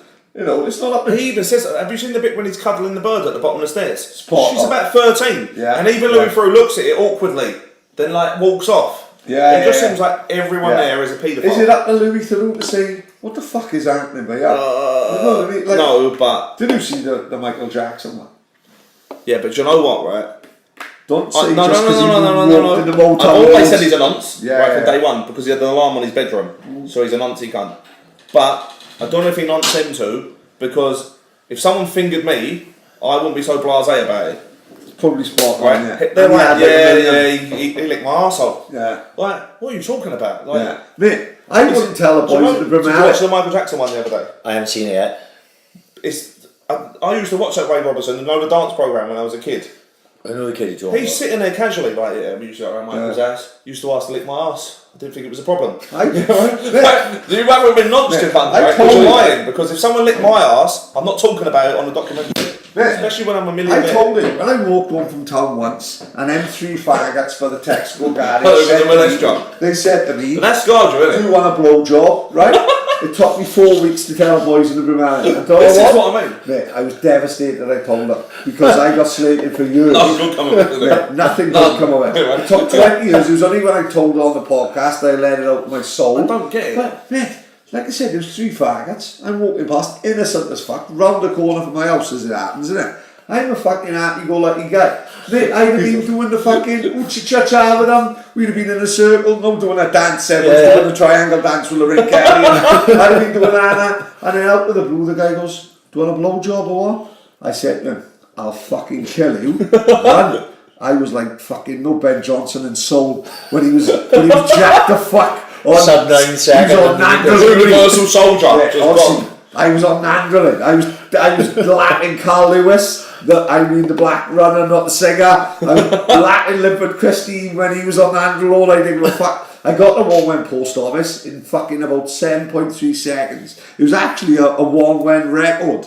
Honestly, I ran like a fuck up. It took me 20 years. And who said he's on about getting licked up by the ass? This is what I mean. It don't make sense. Like, Michael Jackson is a nonce. Right, I thought that be some sort of the alarm on his bedroom door when you walk down the hall, right? So straight away you're a nonce, right? But I don't think he nonced. He definitely didn't nonce the dancer because you don't talk that blasé about it. But I might love it. It's just weird. Do you know what I mean? Like, it would affect you. You wouldn't just be on a TV program like talking about it. Do you know what I mean? I don't know. Maybe it affects people different ways. I'm not sure. I never really nonced, thankfully. Personally, Millwall Kris. It's not nonce if you enjoyed it. Personally, Millwall Kris is a massive wacko jackal fan. Who going Millwall Kris? Who going Millwall Kris' spare room? It's like, no, that Alan Parker. Apologist for that. Put my white glove off on it. No, that Alan Partridge episode with Alan walks in that guy's bedroom. Millwall Kris have got photos of Bubbles the monkey everywhere, you know what I mean? Michael Jackson like doing a moonwalk in the Motown Awards, which was been on Facebook all week, isn't it? Have you seen that? The Josh Brain shared it.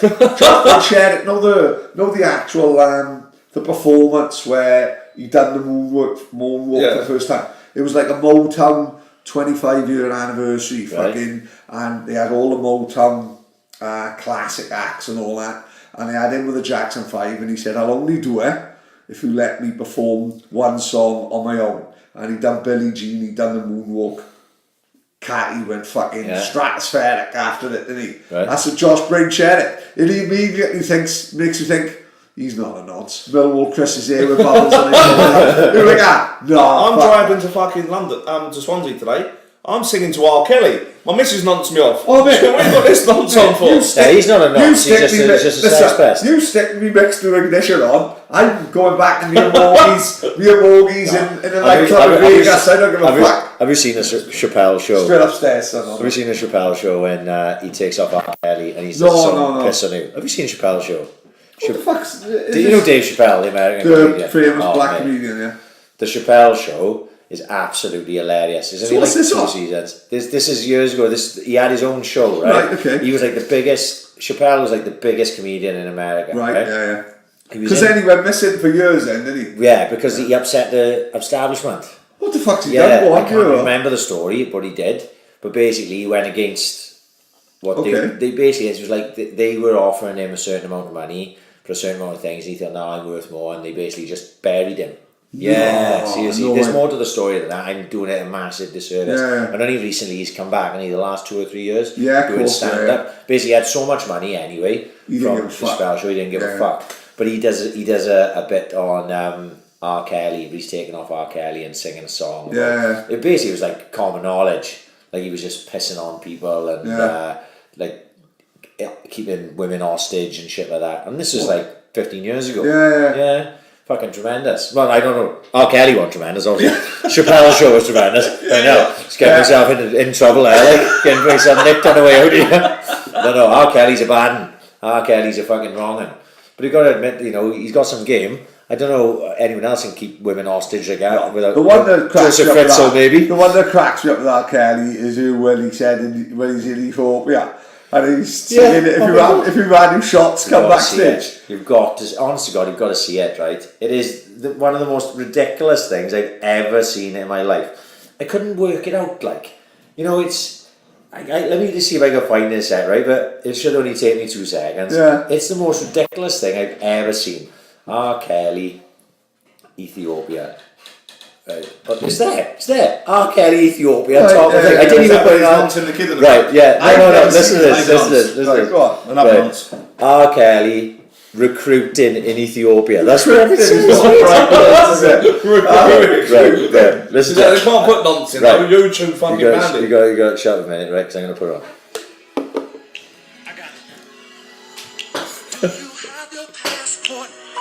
Did you get your shots? Girl, would you like to come back with Rob to America? Right, he just said, have you got your passport? Did you have your shots? Would you like to come back with Rob to America? What a character! He's not a nut, he's a legend! I got it.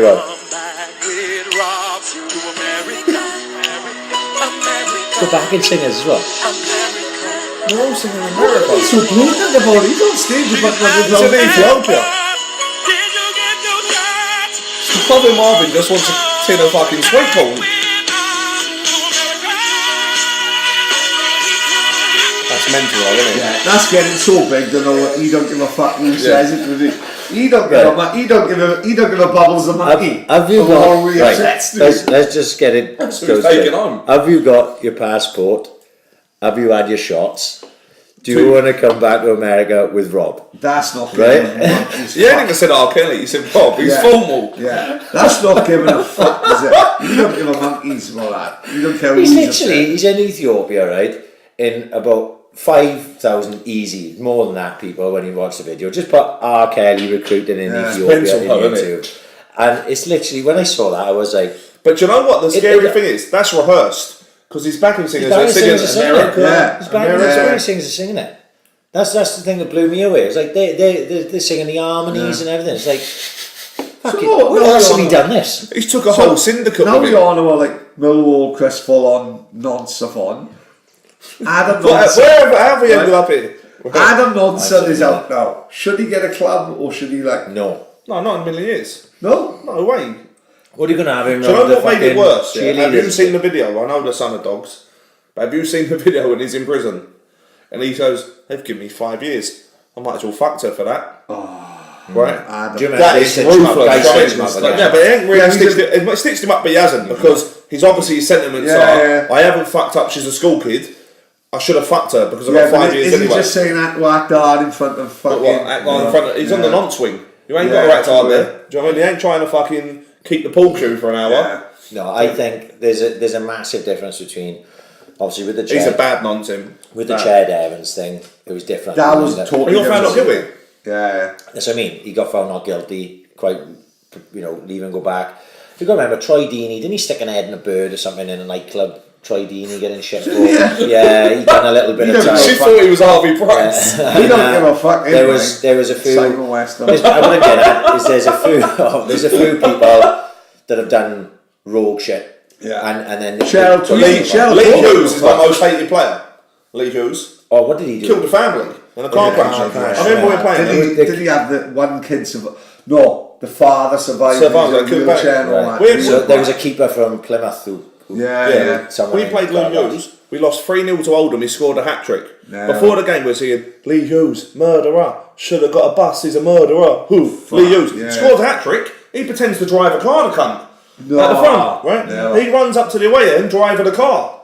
He just killed a family. But that's disgusting. As bad as all that is, They're not as there's bad a as line, Adam Johnson. you know what I mean? When you talk about nonsense now and Adam Nonson, he can't He can't play anyway. That's a nonsense. I remember. Right? Do you know what happened? He'll go to China and he'll play. Yeah, and he'll because learn they're all about bang it. nonsense. Yeah. You put a bit of Pornhub on, every Chinese bird's getting raped on a bus. Do you know what I mean? They're the biggest nonsense ever. You can't watch a bit of porn that's from Japan and it ain't nonsense. Which Millwall Kris has watched a lot of. Yeah, I've watched this. It was Japan, China, not like the same place. Probably a lot. They look the same. I'm fucking 1989 watching Justin Fashanu play against the Swans for Torquay, right? And it was horrific because the old stadium. Because that's before my time. There's a fucking people in like Swan shirts who probably 50-year-old men are going home to watch fucking what would be on it? The 18th. They're all singing Justin, even Justin. Because just for me, because I have no idea, because Justin Fashanu was a little bit before my time. How did everyone know he was gay? Well, he come out Slept with with me. men. But what happened? What did? Right, okay. He was shagging him on the pitch, was he? What did? Well, John Fashanu was on TalkSport this week, right? Trying to bring awareness to his gay footballers out there. 100% is gay footballers. Everyone reckon Paddy Vieira was gay. I can't see that myself. Like, but You'd be in trouble if he was. Fucking hell. You'd be in trouble if he was. The Corey on the geezer. Fuck yeah. Thank fuck he won outside the Texaco garage. Otherwise I'd have a 12-inch cock in my mouth. You'd be like Scary Movie when you caught your ankle as you're running off. Devastated. But like, so John Fashanu was trying to bring awareness to it at a minute. Like, and John Fashanu said at the time, he said, my brother came out as gay. And he said, I was fucking devastated. He said, I was gutted. He said, it killed our family. That's how, it's only 89, what's that? 89, 99, 09. 30. Fuck, 30 years ago. Fuck, me didn't realise it was Yeah, so. do you know what? The world's changed now, though, isn't it? What I'm saying is, like, even his own brother saying, my brother came out as gay, and it was the worst thing ever, ruined our family. It's like Justin Fashanu, every week would have fucking shit. Like you wouldn't believe, this is the days before social media and all that. Ended up fucking taking his own life because of it, Yeah, sad. And even his brown brother, they fell out. He fucking come out as gay. John Fashanu fell out with him, They argued. He died without them making up. It's the world's changed, though, isn't it? Oh, yeah. Do you know what I mean? I think if a gay footballer come out now, he'd be the biggest star on the planet. No one give a fuck. No one would give one fuck, would they? I wouldn't give a fuck. He wouldn't give two fucks, If he was a nonce, yeah, fair enough. But gay doesn't matter to me any different. Do you know what I mean? This is what I mean. Like, gay footballers don't really matter. There's loads that are meant to be gay now, but someone said Raheem Sterling was gay, but he's got 25 kids. Yeah. So I don't think he is. No. Unless he's one of them. Done a good job of hiding it. That's why he got 25 kids. But it doesn't make any difference. The cunt wants to score 20 goals up front for Millwall.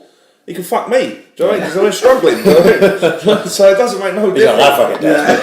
He's not that gay. You don't mind shagging Millwall Kris. This is when Millwall Kris brings up bubbles on my feet. That's when he's funny. He plays him on right wing. Oh, fuck it up. Right. We just lost 45 minutes on nonsense. I've lost 2.25 hours so far. We were a big supporter of Nathan Martin No, nonce. He's crossed the line. Sam? He's a nonce anyway. Sam Skittles, she is on Twitter. He's crossed the line. Sam said today, listen, everyone giving Nicky Martin shit. Let him carry on. I think he's great. Carry on what he's doing, Mark. I'm going to text him in the morning. Sam, he's eating shit sandwiches. It's nonce, isn't it? He is nonce, isn't it? No, he's not well. Yeah, but like, if you're sitting there playing with your old boy and then stick it on Twitter, it's nonce, isn't it? Listen, if you were flicking him cock against Stu Barley saying happy birthday Teddy from Coventry, crack on. It's weird though, isn't it? If you can earn a tenner, if you can earn a tenner, I can accept that. If you can earn a tenner from that, knock yourself out. I've done weird things for money in the past. Let me tell you, I don't give a fuck. Right? But ain't no way. This is where we're going to make money for our new microphones. We're going to set Paddy up on Twitter naked. I'm going to wire my cock to a lampshade by the end of like any more red stripe. I don't give a fuck, right? I'll do anything for 20 quid. But when you're eating a shit sandwich, you've got to draw a line somewhere. He needs arresting the geezer. That's party. Yeah. Dude, like, cause... Well, like, I've seen this shit in the face and stuff, and I'm thinking, right, it's a little bit over the top. It's not for me, like. He obviously, he clearly ain't well, yeah, he can't be well, can he? I'm watching a video of him eating a shit sandwich and eating a... I'm on my works phone. I've had to stick my works phone down the toilet and pretend I dropped it, just in case it gets back to him. Because I can't be watching that shit. I'm going to get sacked. Imagine that comes up on my history. I'm fucked, mate. I'm gone down the road. I'm on the taxis with Ryan. I'm on the tools with you with Bubbles the Monkey. I don't want to lose no jobs because of Naked Martin, the shit. Oh, mate, it's fucking sick, isn't it? I knew you wouldn't like it. No, I think there's a line, and I think he may have overstepped it. Well and truly shacking it, ate it and crossed it. And he don't give a fuck, mate. What's going on in that fucking relationship? How desperate you got to be for a £20 note that you're eating a shit sandwich? Yeah. Who just summed up shit sandwich?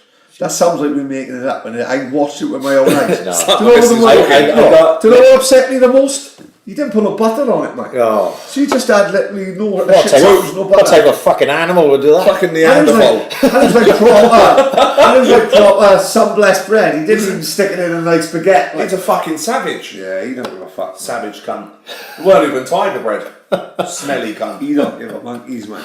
Then next day, and he's handcuffed to some guy in his fucking stag do, which would be good. That would be good. Right, thank fuck my stag do's gone, because this would have happened. If my stag do was on his way up, you know, I'm fucking handcuffed to fucking Naked Martin. We played with Naked Martin. Wank you off in the sleeping. Imagine Naked Martin in Benidorm. Shitting in my mouth when I'm sleeping. Fucking sick, isn't it? Naked Martin's the type of have a shit sandwich and I'll have 3 Mitsubishis on the end. Have a sip of your drink when you're in the toilet. The fucking Addy state I was in on a Sunday in fucking Tiki Beach. Naked Martin could have shat on my head. It wouldn't have made no fucking difference. I just think he's a sexual deviant. Yeah, he's 100% a deviant. Yeah. He's 100% a fucking deviant. Like I said, I woke up. I seen it this morning, and I seen Sam. Actually, Sam was the first tweet I seen. I was like, what's this dull cunt doing now? Yeah, Sam was positively loving it. Sam will have a word said against him. Because he knows why. Because he sent her a message, flicking his cock against his belly. And Sam have loved it. She don't give a fuck. He's done for life, eh? So she can move in with her and she won't give a fuck. I was scrolling through the podcast timeline, and then I see a boys going, he's crossed the line now. And he's crossed the line. So I clicked on it. And I just seen him squat over, and I was like, that's enough. I don't need to see anymore. Yeah. And then I just had the rest through, and I seen a shit sandwich. I was having messages. Stacey Farnell messaged me. I think Martin may have crossed the line. Yeah. You don't give a fuck, man. That's grim, that, though. How hungry you got to be that you eat a shit sandwich? So, I mean, you got to be starving, haven't you? I wouldn't put on weight with that. Sure he puts on weight. I'm fucked, by the way, I'm having a mare. I lost a bit of weight, but I'm fucked now. I was going to say you lost a bit. Yeah, I have lost a bit, but it's going to go back on in the wrong place. Mouthwash have turned up in my fucking bathroom from nowhere. Your light don't work in your bathroom, by the way. No, you've got to do it at a funny angle. Not like Tyrone. I use the spotlight. I just turned my light on. Not like Tyrone Tyrone from Snatch. It was at a funny angle. I was looking at your bath. I was like, bath is the bollocks. I was like, I didn't expect Paddy to have bath like this. Out of the blue now, his mouthwash turned into what happens in my house. You can't leave nothing lying around. Donna's brother lived with us for a couple of weeks. He went upstairs. He went he was tamping. He went, Don, someone have used my toothpaste. Donna went, I'm fucking mad. Paddy's probably used your toothbrush. We don't give a fuck. It's no one fucks about, no one puts fucking stickers in this house if it's lying around to say. It was mouthwash upstairs, so I cracked it open. Everyone fucking, Tilly does me, this is what does my head with Tilly, right? Whenever I gives her a row, this is why I'm a little bit paranoid tonight, because I just had some Chinese chicken from Billy Upton's. Smelled the kitchen up, right? Whenever I gives Tilly a row, I'll go fucking here and say, you taking a fucking piss. Tilly will go, hold her nose. I'll go, what's the matter? She went, breath is smelling. And she knows it, and I'm like, I'm in the middle of a row, boy. And I runs in and go, brushing my teeth, right? And then by the time I'm brushing my teeth, it's all over. It's all over. And I forgot what we was arguing about, right? So his mouthwash here, so fucking I'll have a go at that. Gargles, it spits it out. Tilly and Dawn comes out. Have you been using the mouthwash? Yeah, why? It's from didn't you see the label on it? It's like from the doctors. I said, fucking mouthwash. Yeah, it's Tilly's, specifically for Tilly. Mouthwash. Oh, you haven't butched me in Superdrug. No, it's from the doctors. It's got estrogen in it, right? Sucking tits. I mean, start getting tits. You bad fucking tragic, horrible bastard. Do you know what's going to happen? Have you seen Meatloaf in Fight Club? I have lost a bit. But I won the mouthwash. Have you seen Meatloaf in Fight Club? Yeah. That's my worry. I'm going to end up like Lyndon Lusardi now. I done half a bottle of the cunt. I'd pan like just fuck it. Well, if you think the two of us now, I'm like Brad Pitt in Fight Club, and you do a little bit like Meatloaf in Fight Club. Swat. I'd be like Ed Norton. I'd kick fuck out through all You're non-existent. That's why you're like Brad Pitt. He's non-existent. I'm the real deal, man. Fucking estrogen. I'm scared. Estrogen, that's fucking naughty. Pest. You'll start having a period. I can't believe this. I started bleeding from my ass last night. I thought it was the guys from the guy. I thought it was Paddy the head at the garage. That's a whole different conversation. I think you actually may need to go to the doctors. This is fucking the worst podcast ever. We've gone from nonsense to Paddy's arse bleeding. No, it's the firecracker chicken. It's the firecracker chicken from Billy Upton's. That's what This is what the people need. This is what Denty had. Need to learn about bleeding You're going to get the 60 easy after this. Denty had the chicken curry off the bone. He reckons he's been on the bog all day. Denty's a man. Denty's cooking his... Mate, he's unreal, isn't he? He's Michelin. He's Michelin star, the geezer. I've been with him. Very, very good cook. Not that I've had I went back to his house, he cooked me a tuna pasta. A tuna pasta. I don't even like tuna. Yeah. It's the best thing I've ever had. Yeah. He has a bit of Bob Marley on. Yeah. Goes back to his roots. Yeah. He drinks a bottle of wine, like just it's mac and cheese on toast. It's unreal. No, it's good. It's unbelievable. Like Keith Floyd wasn't involved in all that, was he? No. Keith Floyd was hammered. just cooking carbonara. Denty would kick fuck up to Keith Floyd. He don't give a fuck. Keith Floyd never wore Fred Paddy. He don't give a fuck. Couldn't drive a moped. No, fuck. They got a moped. I couldn't drive a moped. I drove into the fucking ground and into a car. I'm too scared. We're lucky to have Ryan still here after his moped expedition. I should have died. He was a bad Where was that? In Magaluf. We was tanked, didn't it? You know, like fucking. We had these. They weren't even real mopeds. You know, like you see, like Dendy got a Vespa. Yeah, he's got a nice. Right? And you see all these these Muppets up the hill and that. They go around on them proper, the scooters, isn't it? Yeah. These weren't even that, but they basically glorified fucking bicycles with engines on them, right? Yeah. They were shit, and we all had them, and we were blipping around all over the place. And we come back fucking early hours one morning, me and Nigel Bragg, fucking boys, and me and Miffy like twats, we decided to go out about 5 in the morning, and we go in, we just flying around, and we ends up in the fucking mountains somewhere, right? Pitch black, no lights, you know, like flickering lights. So dangerous, isn't it? Dangerous as fuck. It is party, man. It's like a rite of passage. So when you think about it, it's mental. I know when you look back, you're just glad everyone survived. You're just glad when you get old. So when you get old, no, I know. Just start looking at the safety side. We were just up this road, like up on this cliff, and it was like gravel, right? And I was like, fucking hell, we slows down together, like me and Miffy, and like as drunk as we were, we just like as drunk as we were. That's ridiculous enough as it is. I just got Miff, this is a bit. Man, so you get on the bikes at 6 in the morning. This is like after the 24 hour. We should leave in the brass house. We should probably turn around, like, and Miffy turned around and started driving away, and as I turned the bike round, I opened the throttle a bit too much, and the bike shot away from me. Instead of just leaving it go and letting it run, I held on and it dragged me down the road. I ripped my fucking shoulder open, right? Should see the gash in it. Mate, I had like, honestly, it was like a, I take like, his shoulder looked like my ex-bird's fatty. It was fucking deep, really big deep chunk out my shoulder. No, but that wasn't even the worst of it. That was the best part of it.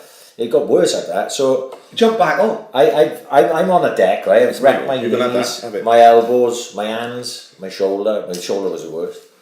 So Miffy have gone, and I'm laying on the floor, looking at Miffy drive away and going, oh, that's it, I'm fucked. And Miffy have gone so far, like his light, I can just about see it, and he's realised he's lost me, he's come back, thankfully. I got up, put me on a bike, he said, right, just follow me, we'll take it easy. We were coming off this hill, and I don't remember much after that, until we were coming down, there was like this bend, right? So we're going downhill, round the bend, left to right, and we're going down this hill, and we were just going on, and I just completely the bike just wobbled, and I just lost it, and I went straight across the road. This is after having a fatal crash. Technically, you should just had a lift home. So I've gone, and I'm going, like I say, you know, as weird as it sounds, like, I've gone, and I'm going towards this, it was a Grand Cherokee Jeep. Remember them big box Cherokees, right? The grills you had one, massive. The grills you had one, they're huge. And I was just going towards it, like head on into the side of it. And I just managed to turn the bike enough. So when I've hit it like side on.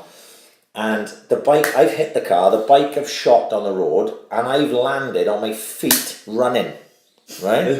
So like, imagine me hitting this side, bang, big thud, landed, boom, bike's gone. I'm running down the road. Miffy has stopped about 50 yards on the road. The bike is hurtling towards him, sliding, and I'm running down the road. And he says, as you ask him to this day, he goes, it's the most amazing thing I've ever seen. We smashed the wing mirror. The wing mirror as big as me on this fucking Cherokee. Smashed it off the fucking car. Bike is sliding down the road. I've stopped running. I go, fuck me, I probably should have hit that car. If I hit the car clean, I probably would be dead. And I just jumped on the bike, and we could see the Magma from where I was. We just jumped on a bike, got back. When we're walking in the room, right? It's about the second night, man. No, it wasn't. This was in the second week, right? And we come back, walks into my room. It was the room next to me. I can't even remember whose room it was in next to me. I walked in, right? I'm bleeding, right? Like the Kennedy assassination. I'm covered in blood, right? Fake Ralph Lauren polo shirt ruined. You know, shit like that, right? And my hands are all fucked. My elbows, my shoulder. My shoulder was the worst bit. It was fucking... I walked in the room. I go, boys, I just crashed the bike twice. Like, you know, expecting some sympathy. They're like, oh, you prick. We got full party in the morning. They was all fucking... No, he was all on a bevy. The only one who looked after me was Fabio. No. Yeah, Fabio came out with a Savlon. I don't know where he got the Savlon from. the boy who owns a cafe in the Sandfields. Yeah. And then I remember the next day we went, there was like this, you know, the little platform off the beach where they had the slides on and the diving boards and that. Yeah. And we went down the beach on the bikes again, right? The bike I had, it wasn't my bike, thankfully. It was fucking Nigel Bragg's, it was fucked. And I drove down to the beach. My hands are all still fucked and everything. I jumped in the sea. Well, it's like all salt water, yeah. I bet it's like fucking foaming. Oh my god, it was fucking horrendous. It probably saved you though. Probably I swam out. So I started getting out, and I was like, fucking hell. I got out to the platform. I was like, fucking hell, boys, that was the worst thing I've ever done. I was nearly as bad as the crash last night. It's like fighting Jay Angus again. That was bad as well. The causes, these bikes technically should be banned, shouldn't they? Yeah, absolutely. I jumped on Jippo had a bike, right? He swears blind he didn't dent it. He goes back to this fucking guy. This is the same old, isn't it? Yeah, the guy's pulled him and said, you've got a dent in this. It owes me 25 fucking euros, right? That's not the end of the world. It was 1 euros. It was pesetas, right? Anyone else would just say, that's fine. Jippo went back to the room, come back with the spirit level, right? Honestly, he was arguing like fuck with the guy. In the end, the guy was like, fuck me, he does this to every British tourist. I can't be asked to argue with this cunt. This cunt has got me by the bollocks. Jippo's got a... He didn't give a fuck. Jippo got a spirit level. You know what we all had, right? You know the exhausts, right? The exhausts didn't have no protectors on them. Yeah. So the exhausts would get fucking scalding on. Yeah, to burn your legs to bits. Mate, so like we'd ride in like the mods, you know what I mean, right? Into some place. And we all pull in a bike up, kick the kickstand off, step off the bike onto the exhaust of the bike next to. Mate, do you know where any of us, right? we all had on our... It was like tattoos. Yeah, Yeah, we all had like big blisters on our right calf where we'd stepped off to the right of our bikes onto the exhaust of the fucking bike next to us. Every single fucking one of us had it. In Malia, we had through the, like I said, went to Malia a couple of times. The second time we went to Malia, the first Malia holiday, I jumped on a bike and I said literally to the guy, I need a lesson. Because I've never ridden a bike. I don't. When I was about 4 or 5, I was into that film. Remember BMX Bandits? Yes, classic. I think Nicole Kidman's in it. I think Jake LaMosse might be in it as well. Three's Company? No. Two's Company? Three's even better. That's what Nicole Kidman says. BMX Bandits, who's my favourite film. It was my favourite film when I was about 4 or 5, right? So I had the full BMX gear. And up in Ammanford, there was Glenarmon. Out of the blue, there was like a BMX track in Glenarmon, little village. Right? I went on there, I was a bollocks jumping up doing this. My old man let the ramp go once, fell down, landed on my face. Fucking genuinely full on, fucking scabbed up. Didn't ride a bike since, couldn't even ride a bike then. That's me done now. You ask me now, can you ride a bike? I can't ride a bike. Probably could if I learned. But I'm not going to learn a 40. I'd be proper fucking in my basket and all that. Like these Mary Poppins. These bikes, right? It's a jolly holiday with Paddy. Right? Mary takes you on a bike. So I says to the guy, I need a lesson. Guy looks at me dull. Right? Guy looks at me like I'm an idiot. Right, jump on the back. Right, I'll jump on the back. I'll show you a wheel of thing. Right? Shop is beer. There's a bush 20 yards away. Right? He said, drive up there, take a left, we go down the hill. Drives up, he says turn left, I drive straight into the bush. Right? And I'm not even kidding. This Morgie's standing there watching. This fucking Greek now, he's only just had his G-rope, he's spewing up the lot. Right? Turns on to his mate, he said, don't let this fat fucking have a bike, you're not covered with insurance. Looks at Colin Breen, he says to Colin Breen, stick him on the back of him for a couple of days. Colin Breen went, no, we're not allowed. He went, I don't give a fuck. This fat cunt he ain't having no bike. He was there, right? He went, he ain't having no bike. Jump on the back of him, mate. Like, Colin Breen was gutted because everyone's flying around like that Will Martin guy in the Audi TT race. I'm a man. Me and Colin, like that. They were actual proper scooters, them ones we had in Malia. The ones we had in Magaluf for a shocker, and he wouldn't have a bike then, and he was on the back of mine. Just fucking slow was. All the boys were gone, and you got me and him like like crawling along at like 10 miles an hour. We got to the bottom of the hill in Magaluf. We got the bananas. Yeah. I made him get off. Yeah, I said, Paddy, you got to get off. I can't get off. He was carrying the moped on his shoulder. Years gone by, and we went to Malia again, right? When they Bambi had a fucking scooter. Bambi's 18 stone, I'm 17 stone. Right? Jumps on the back of Bambi's bike. Bambi's never had a bike before. Jumps on the back of Bambi's bike. Don't forget, on Malia, although we've got the strip by here, but outside the strip, it's like a fucking third world country, innit? You and Bambi going up the road, there's a woman with a basket on her head walking past us. Yeah. You're going like 3 miles an hour, Bambi can't see it, right? Goes back to the hotel, 2 things happen, right? I'll never forget it, fucking brilliant. Bambi never had a scooter before. He's a dull cunt, Bambi, thick as fuck, right? It was the same holiday. Bambi's greatest fucking thing I've ever seen. Bambi bought a bodyboard. What do you do on bodyboard? You go surfing, don't you? Yeah. Jump in, catch a wave. Like Bambi buys a bodyboard, jumps on it in the hotel pool. Goes like that to me.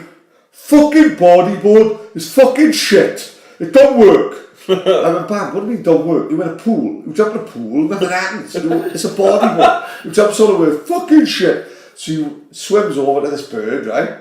Bird had a cast on her arm. Bambi goes over as if he's fucking Robert Redford, right? Swims over, right? Goes like that, right? She goes, you okay? What happened, Robert? She went, I broke it. You went, how did you act then? She went, I fell. He went, drunk he was, wasn't he? She went, no. Silence. Bambi swims back to the boys. Looks at all the boys over there. Fucking snobby bitch. So Bambi got a bike, right? Bambi got a bike, first time ever got a moped. Jumps on his moped, revs it up, But as he revs it up, you haven't taken would it be like a handbrake on it or whatever? Or you've revved it up and all it is noise. The wheels are spinning like you haven't kicked it off the kickstart. Yeah, you haven't kicked off the kickstart. Like we are like that thing we used to watch when every morning we are the champions. Remember that? Dougie Lampkin. What was it called? It was like Kickstart. Kickstart Was the name of the programme. Dougie Lampkin, yeah. So Bambi hasn't got it. All Bambi hears is fucking wheel spinning like fuck. Bambi's not moving away. So Bambi jumped off but kept his hand on the rev. The fucking thing went behind the bar, right? There's fucking bottles of tequila, ouzo, Jared. Bambi's still in the hotel reception. His fucking bike is gone.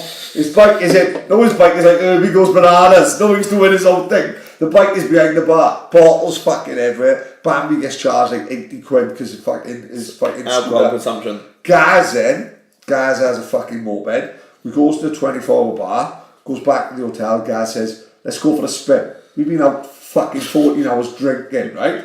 Gaz went, so we jumped something. He said, "We in Mario, where are we going to go? Where's the nearest big city? We going to Athens." It's not even on the same island, right? We go to Athens, right? I comes round, we on the motorway, right? Literally on the motorway, 3 lanes now. So I can feel myself going, right? And I fucking feels myself nodding off, right?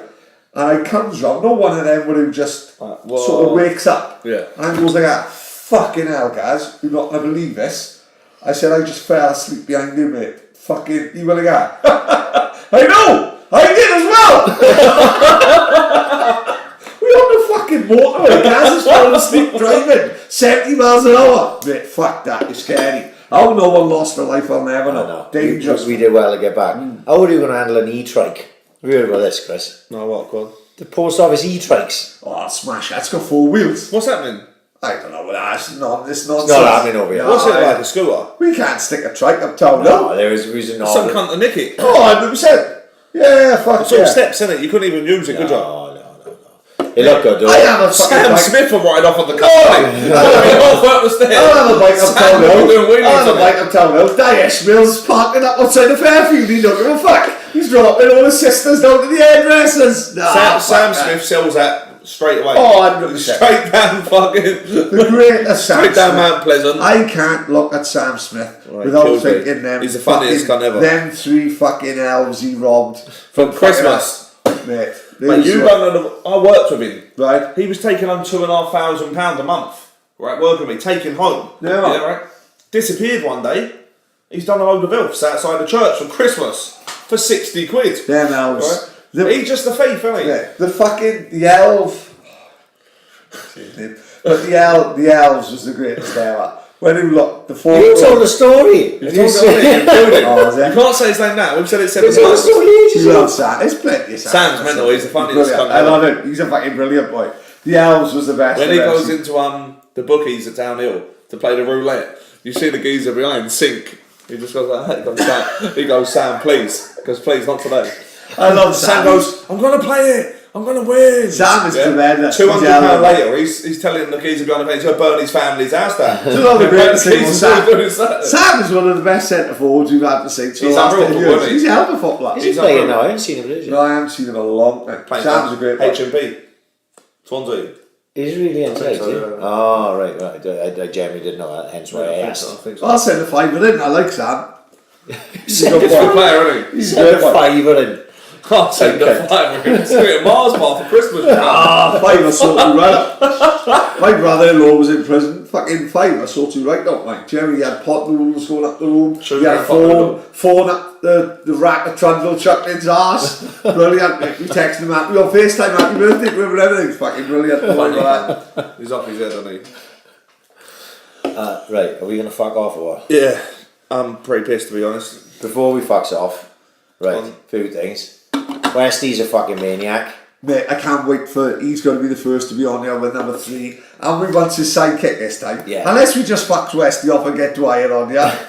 Westy won't have it. No, There's no way Westy will allow that to happen. No, you're right there. I can't wait for number 3, mate. 'Cause I literally, half part of me is thinking, I'm going to stay away from what happens out there now, just so I You can can hear about it. The No, week but they comes they're back- doing a good job from what I've seen so far. Right, let me just set the scene for anyone who doesn't know. Lee West has been on this podcast twice. They're doing another tramp face where they've gone to Paris. Yeah. And they're sleeping on the streets of Paris. While the yellow vest thing. Then, while the yellow vest thing is going on, they've got yellow vests to be way. Yes, to be part of the yellow vests turnout thing. And then they're going back to the jungle in Cali. I love Zano. That's just a stop off. Yeah. Isn't it? Like as if it wasn't mental enough anyway. So if you go on to Facebook, if you're not already following it, get on Facebook, put Tramp Face Brexit 19 on Facebook. Yeah. And just follow them. They put up 3 little videos so far. They're not obviously. I think even Westy says in the last one, we ain't gonna tell you what happened because we're saving it for later. Like you know what I mean? Save it when they come on the AAC podcast. If we've got an AAC podcast left after tonight. But get on Westy on the Tramp Face Brexit 19 Facebook page and just follow their stuff. We're gonna get Westy back on and his sidekick Tramp 2 Polo Dwyer when they come back. And I think we'll get in there for the live thing as well. Westy should be the one. I think, for me, to be fair, personally. This weekend, obviously Daniel Earl we had on last week. Tomorrow night. Massive response to Daniel last week. Like you say, we do these things and we chat and we talk shit. Like tonight we just talk shit. I knew we would just have a laugh tonight and just talk shit to each other. But last week it was a bit serious because of everything Daniel had been through and what Daniel talked about. And then you get messages of people that never had messages before saying, "Oh, my children have got autism." And to hear Daniel talking so openly about it is helpful for me because I've had problems talking about it and things like that.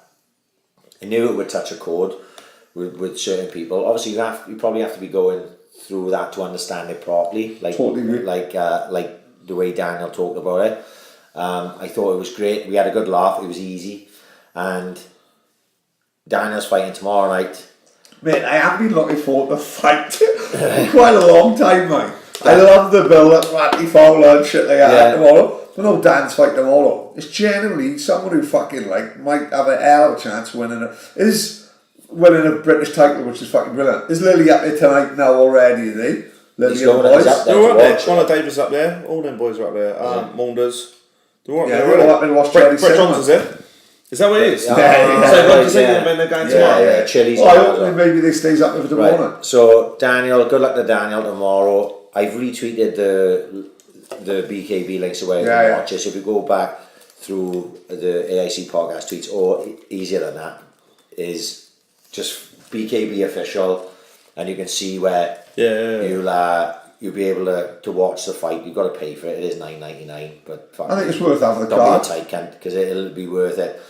Got to give a big shout out to the Bunnymine Rugby boys who are playing in some semi-finals. They asked us originally AIC on a thing, but obviously I'm going to Forest tomorrow, so I couldn't have gone. Imagine the AIC with the Bunnymine boys. He'd be like a naked Martin, like up James and Farley with shitting in a sandwich, everything. End in tears. Did you see Rixie's teeth? Have you seen it? Whose teeth? Right. Oliver Ricks, one of the boys that plays for Bunnymine, last week broke his jaw, smashed his teeth out.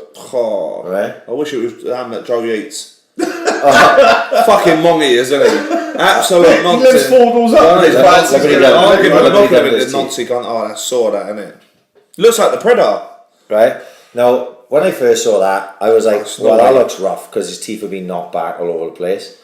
And then I saw a photo of him before that, and I was like, wow, his teeth was quite decent before that. Fucking rugby's a fucking rough game. For me, that's sport. Rough game. Even Joe Yates had a few fucking digs he in his deserves head. it though, he's a cunt. Yeah. He messaged me earlier. Yeah, I saw. Yeah. He's a cunt. But good luck to them Bunnymine Rugby boys, because I know a lot of them boys listen to the podcast, and good luck to them tomorrow. If they get to the final, 100%. Yeah, we are the Bunnymine bus. Me, Lee Rogers. Drinking your own seat. Which is a great nickname, Lee Rogers. He calls him Charlie. Charlie Rogers. I'm a big fan of him, mate. Obviously, big thanks to Boss Brewery for supplying all these beers. Apart from them ones that we don't talk about, we're not allowed to talk about them anymore. But we've done. Fuck, we're gonna have to get another fucking. Sarah's gonna be fucking spewing now when I send her another message. Any chance there's more beers? Next week. We've done them tonight. We're not. We just battered all these fucking beers. They're there to be drunk, aren't they? They are there to be drunk. I can't drink anymore because I got to drive tomorrow. Oh. Dario opened a new restaurant in the Uplands. Yeah, it's Well, it's not the Uplands, Eversley it's Road. Sketty, It's sorry. in Sketty, Eversley Only a Road. little 20-seater, just enough through salty dough balls and new fucking calzones. See, Paddy says that. Paddy be walking in there having a freebie and I won't get a fucking invite. Oh, Tell that's the Daddy best I place on want the a planet. fucking invite as well. Listen, Daddy-O's a type Italian. I never had fuck all for nothing. But it won't be long before I'm walking in there like Ed Neal from Goodfellas. Nobody walks in the back entrance, come this way. He walked the Copacabana. yes, me That's if they sort of wanted place to the best dance. thing in Swansea. Don't be like moving a table and a lamp for me. 2 white collars coming up. Bombs next Saturday. Are you MC? Fucking am I MC? Who the fuck else are you going to Who else There's only one person. Daddy we can't feed his kids because Paddy's fucking MC jobs. KL is fighting on it. KL is fighting Colin Ghost Farrell. Playboy? Two fucking the Battle of the Ghost Part 3. Yeah. Dragon Hotel. I think this ticket sale should be good. Week after, Chris's Moulin Rouge show in fiction, going to be brilliant. And we haven't been talking about it for a while. He's crept up on us like a Mitsubishi and Martha's. Right. Greg Pickin, 100% old school. 100% old school. 20. I saw him the other day when Huh? his mate beat my mate up for the British title. Really? Yeah. Greg Pickens, 100% old school. Can't fucking wait. That's always a fucking cracker, isn't it? It's always a cracker. There's loads happening. It's going to be a good month in Swansea, like. Yeah. You fucking hell, you're not going to be home, you're not. We're not trying to do the fucking podcast. Seriously, Paddy's out there every fucking night. Next week, Matty Bong. That's it. Matty Bong just messaged me as it happens while we were doing a podcast. X-Swans sent it off. Was he skipper? Was it Jason Smith? Yeah, Was he fuck good? Yeah. Great set One of off. them, yeah, proper old school sent it off. But aside from the fact he used to play for the Swans, he's done a lot of crazy shit recently. Yeah. And we're going to talk to him about that. I know a little bit of the background on it, but I'll leave that to him next week. Christopher, it's nice to see you again, sir. Absolute pleasure. Get the hat-trick ball on sooner or So later. next year. If we're still around at I'll that let you know point. what prison was like. No, you'll be alright, son. As it happens, I'm going to sell this to the fucking old bill on the way. Yeah. No face, What no have I face. I've had a camera on my fucking bathroom. Paul. He's working for Panorama, he is. It's a cunt, isn't he? Panorama. Panorama. And the drama. Anyone can get it, hashtag. Oh, don't fucking start that again. Anyone can get it. That's what's going to fucking send you down a river, That's son. exactly what's going to get me said. Right, Chris, say goodbye, son. We don't, yeah. Take care, it's been emotional. Right. Adam Farrell, don't be angry at me. I never shagged your mum, Shannon's did. Oh my God, right. And on that note, peace.